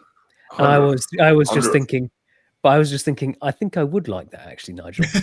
Yeah, I would too. Yeah, me too. I think that's what I'm waiting for, actually. Yeah, that's what I want. But in order to get to that point, you've got to destroy the Labour stroke Conservative unify, who are basically the same. They've all got to be dumped in the waste bin of history. And then maybe something new can arise, which is really pro-British and pro-real British people, Anglo-Celtic people. I think, like, even if the Tories, so obviously they've got to ditch Kemi, and they actually did go like full nativist. And they're going to. They're going to almost certainly get.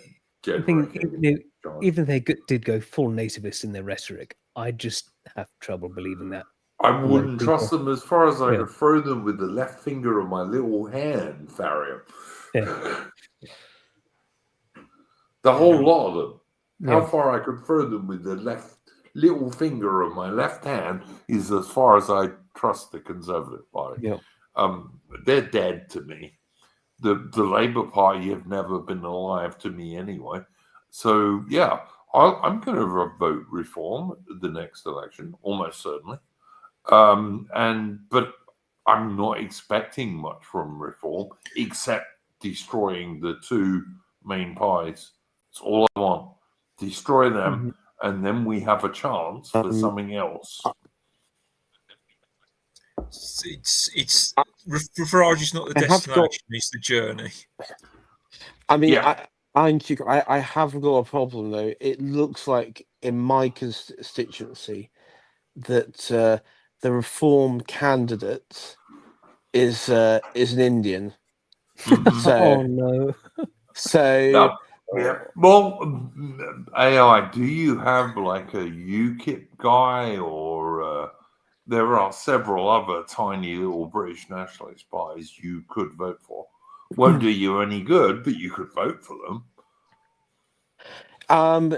Possibly. I might just. I mean, there is one chap who's just like an independent. I might just vote for him, to be honest. At least he's English. I think that's the only other way to go.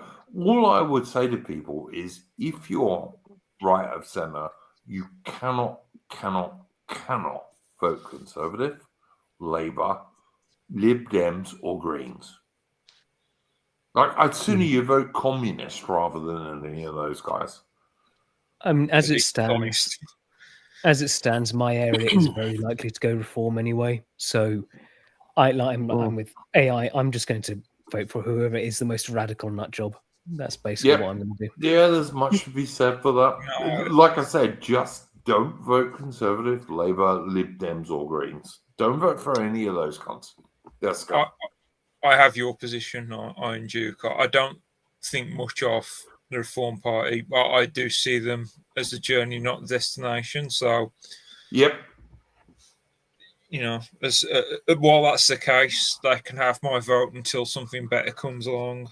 Hopefully something better comes along before 2029. Yeah, exactly, Mercy, and that's my view entirely. Is if we can destroy the British two-party system, Labour Conservative, if we can destroy that whilst not bringing up Lib Dems and the Greens too much, who are both lefty socialist globalists, basically. If we can do that, then we have a chance. I do think a lot of the Lib Dems, they need some suffering, and then they could all be radicalized, I think. Oh, they need more immigrants in their area, but Labour are saying they're going to do that, mate. Yeah, because some of these things, like the Ed Davies headphone sort of thing, headphone law. Yep. No, against the headphone dodgers. If you will. Yeah, the headphone dodgers. Like, you just need hey, Lib Dem voters, who are the people that are dodging the headphones exactly? Just if you can just get them to start noticing these things. Yeah. Look, we're far from finished. That's my ultimate opinion. I mean, guys, we've been going. Yeah, I'm gonna have to head off it. Yeah, so I'm gonna have to head off now. But I will say on the Lib Dem point, there was a Lib Dem MP who was called Limpet Opec. Maybe you remember him. I know that name. Wasn't he dating a cheeky girl? And he was a on the right stuff. I know the guy. Yeah, he got caught out or something like that, and he got himself into a bit of trouble. He was one of the cheeky girls, Sean Lloyd or something like that. Anyway, the point is, he was in the Lib Dems, but since then he's sort of gone into a bit of like David Icke like sphere. Yeah, he's sort of gone into the kook sphere of the right. He went sort of right wing, and he went into like kook sphere territory.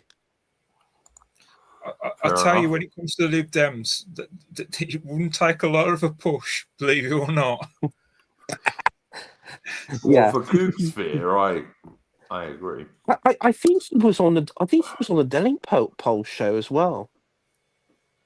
I think he was on the Delling poll. That's not totally surprising either, really. All right, guys, we're going to do our super chats. Okay, I need to head off now. Several. I'm just going to head off now because Doggy needs to go out again. So I'll see you all later. All right, mate. You go look after your dog, AI, and thank you very much for joining us. You're always most welcome, mate. Yeah, see you around, everyone.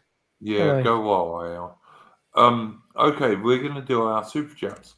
First one is for $3 US dollars, and it is: could you do a stream on UK car history from the start to the current state, to be honest?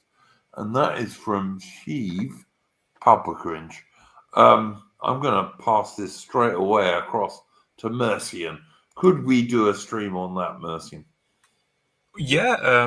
Do you know anyone else who might be up for that? I'd be up for I that. have no idea, mate. I'll come on, but I will only have very small things to add to it. But I'll happily do it. I mean, we can do it as a history stream. Yeah. I feel like I could add to that. Yeah, I reckon you could probably fill 2 hours with that quite easily. Well, it'd be nice if we could bring someone else in to sort of look, mate. Obviously, I like ask anyone who wants to join to come on. So, if there's someone else on on our Discord who knows anything about cars, they are more than welcome to join. But yeah, we can certainly do that, I think. I'd be very excited about that. I just always worry about any blind spots in the knowledge. That's my only thing. Hey, look, I don't denigrate male topics, and cars is a male topic, so yeah, we can do that. Excellent. So thanks for that, Sheev Palpakins. Run 3 trees. Excuse me, guys, I'm sneezing. Wait a second.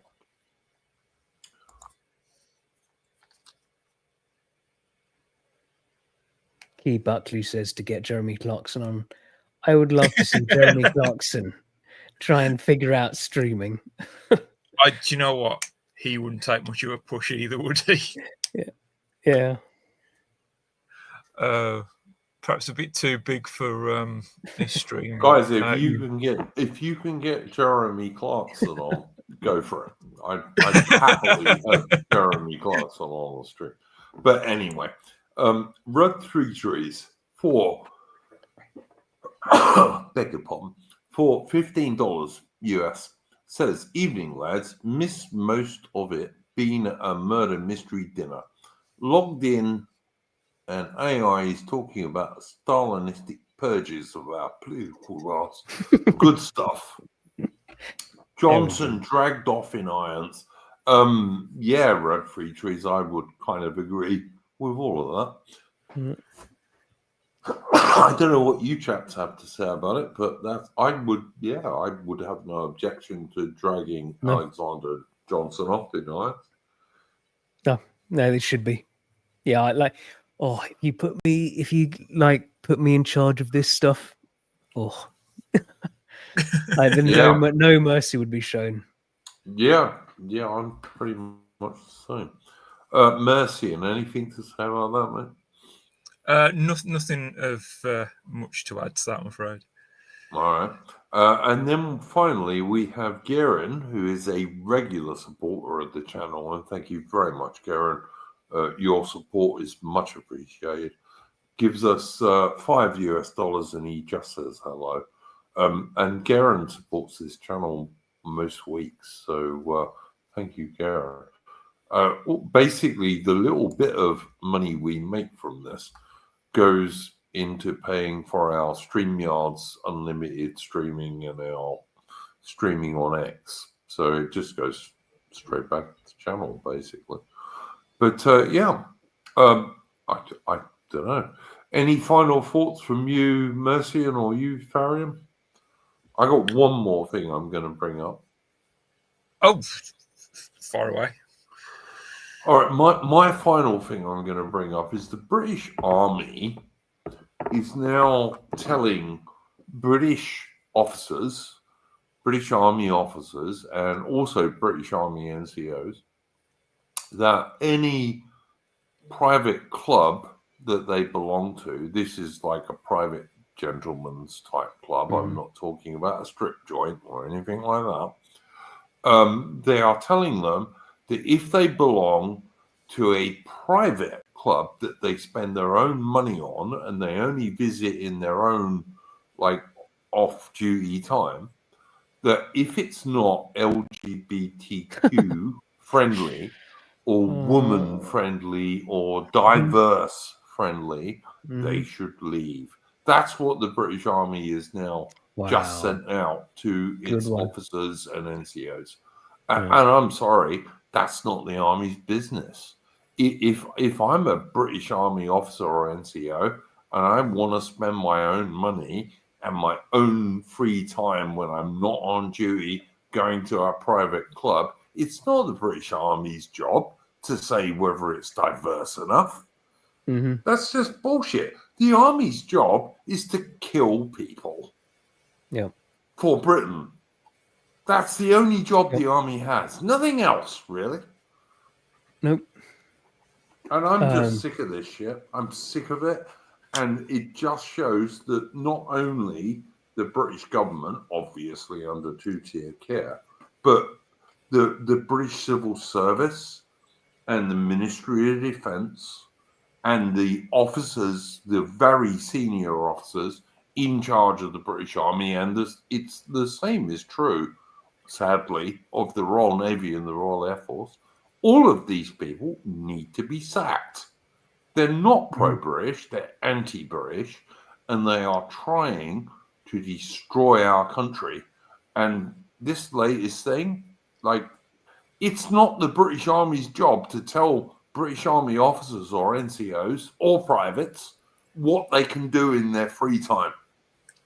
It's just not. No, I agree. I mean, especially because this isn't something that could bring shame. You know, I get some things okay if some things could be bad, but you know, you're just Listen, you're just in an ordinary club. Tharium, if they were Yeah. saying you can't belong to a dogfighting club, I Yeah, totally yeah, support them. Exactly. All right? Yeah. But they're not talking about that. No, They're just talking about something which doesn't allow LGBTQ or sometimes women. Yeah. Or other diversity, you know? No.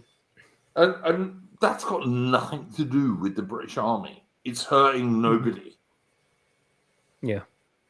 Is that them cracking down on privates being a member of like the Homeland Party, for example? I'm sure that will come into it, mate. I mean, the British Army and the Royal Navy and the Royal Air Force have already put around notices that if someone is too patriotic, they could be far right, right? But and when I was in the army, like I said, I joined the army at 18 in 1983, and we all of us had Union Jack swimmers, all of us, because that's what you did if you were a British soldier, because you know, country first. But apparently now that's not such a good idea, you know. And I'll tell you something else. I watched X today, Twitter as it used to be, and all I kept seeing was people trying to push the Sikhs as somehow, in air quotes, British and traditional. I even one or two accounts on X, there were supposedly poppy appeal accounts. Now, I tell you, I've bought a poppy every day of my life since I was about 7, right? Every 11th of November, I've bought a poppy, or before that, actually, but you know what I mean. Yeah. And if they're going to say to me, oh, I'm buying a poppy for the Sikhs, I fucking won't buy one, frankly. Didn't they try and subvert it with different colours for different things as well? People were saying things, Mercy, and like, oh, 100,000 Sikhs fought for the British in World War One. Now, that is total bullshit, all right? For a start, most of those Sikhs never left India. They didn't fight anyone, you know, unless it was like other Indians. The Sikhs who came to the Western Front, I doubt if there was more than 20,000 at the most, and probably more like 10. And they were only there for a limited period because the Indians couldn't cope with the winters. So they sent them back to the Middle East and Africa.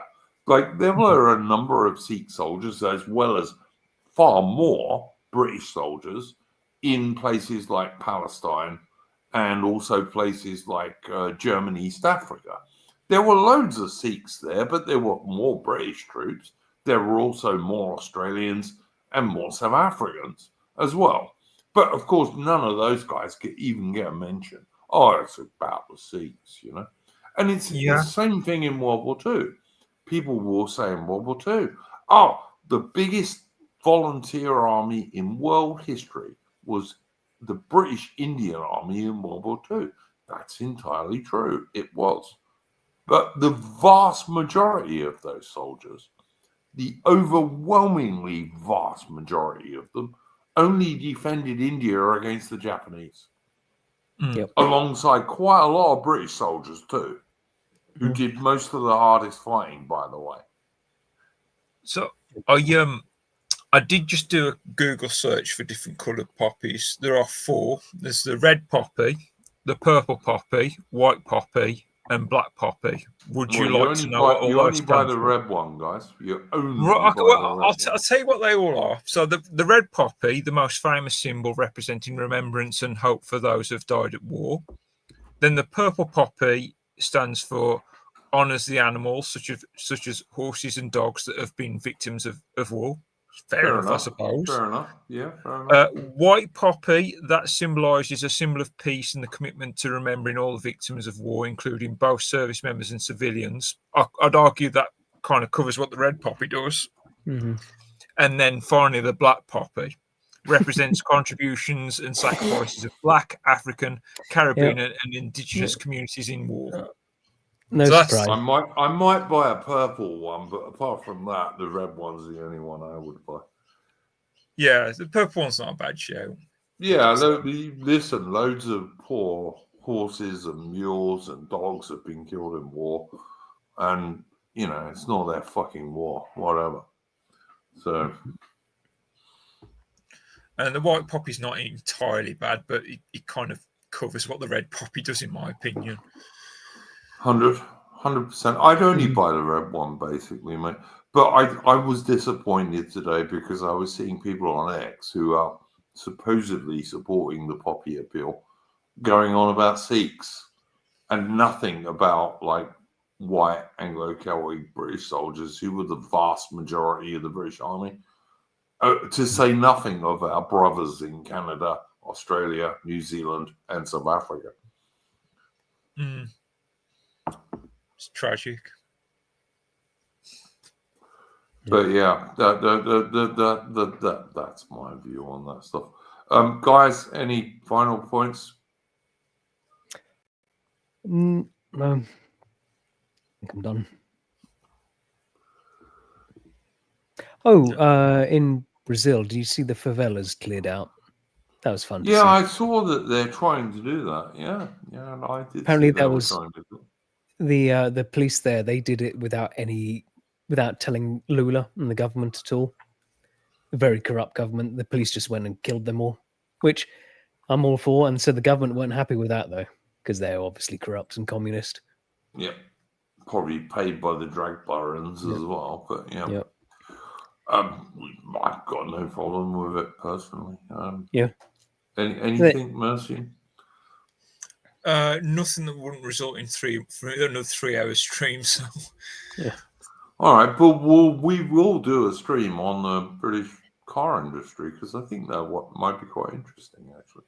Yeah. I think the 70s have got a lot to blame for it, but yeah, we can talk about some golden times of pre-70s era. Oh yeah, look, I think we can talk about some great British cars as well as the fuck up that resulted in the end. You know, I can mention a lot of notable motorsport models as well.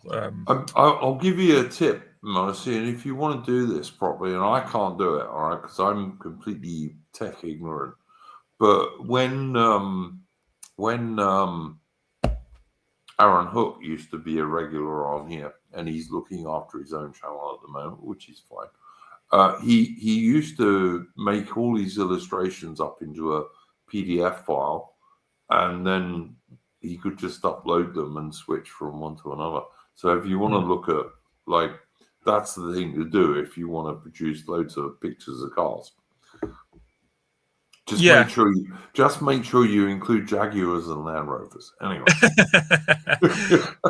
It's such a shame about JLR. I think I could talk specifically about them in the last 50 years.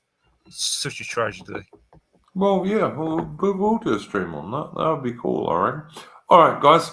I have to thank very much Patriotic Archive because he actually provided the thumbnail for today, which is the Royal Marines having cleared their bit of the Egyptian entrenchment at the Battle of Tel El Kebir. And so I'm going to play us out, if it works, with some music from Patriotic Archive. And it's appropriate because these are British troops leaving a station in London to travel to Egypt. So probably for the Battle of Tel El Kebir, or if not, for a battle in the Sudan a bit later.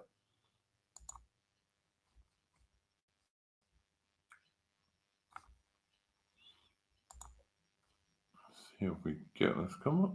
Yep.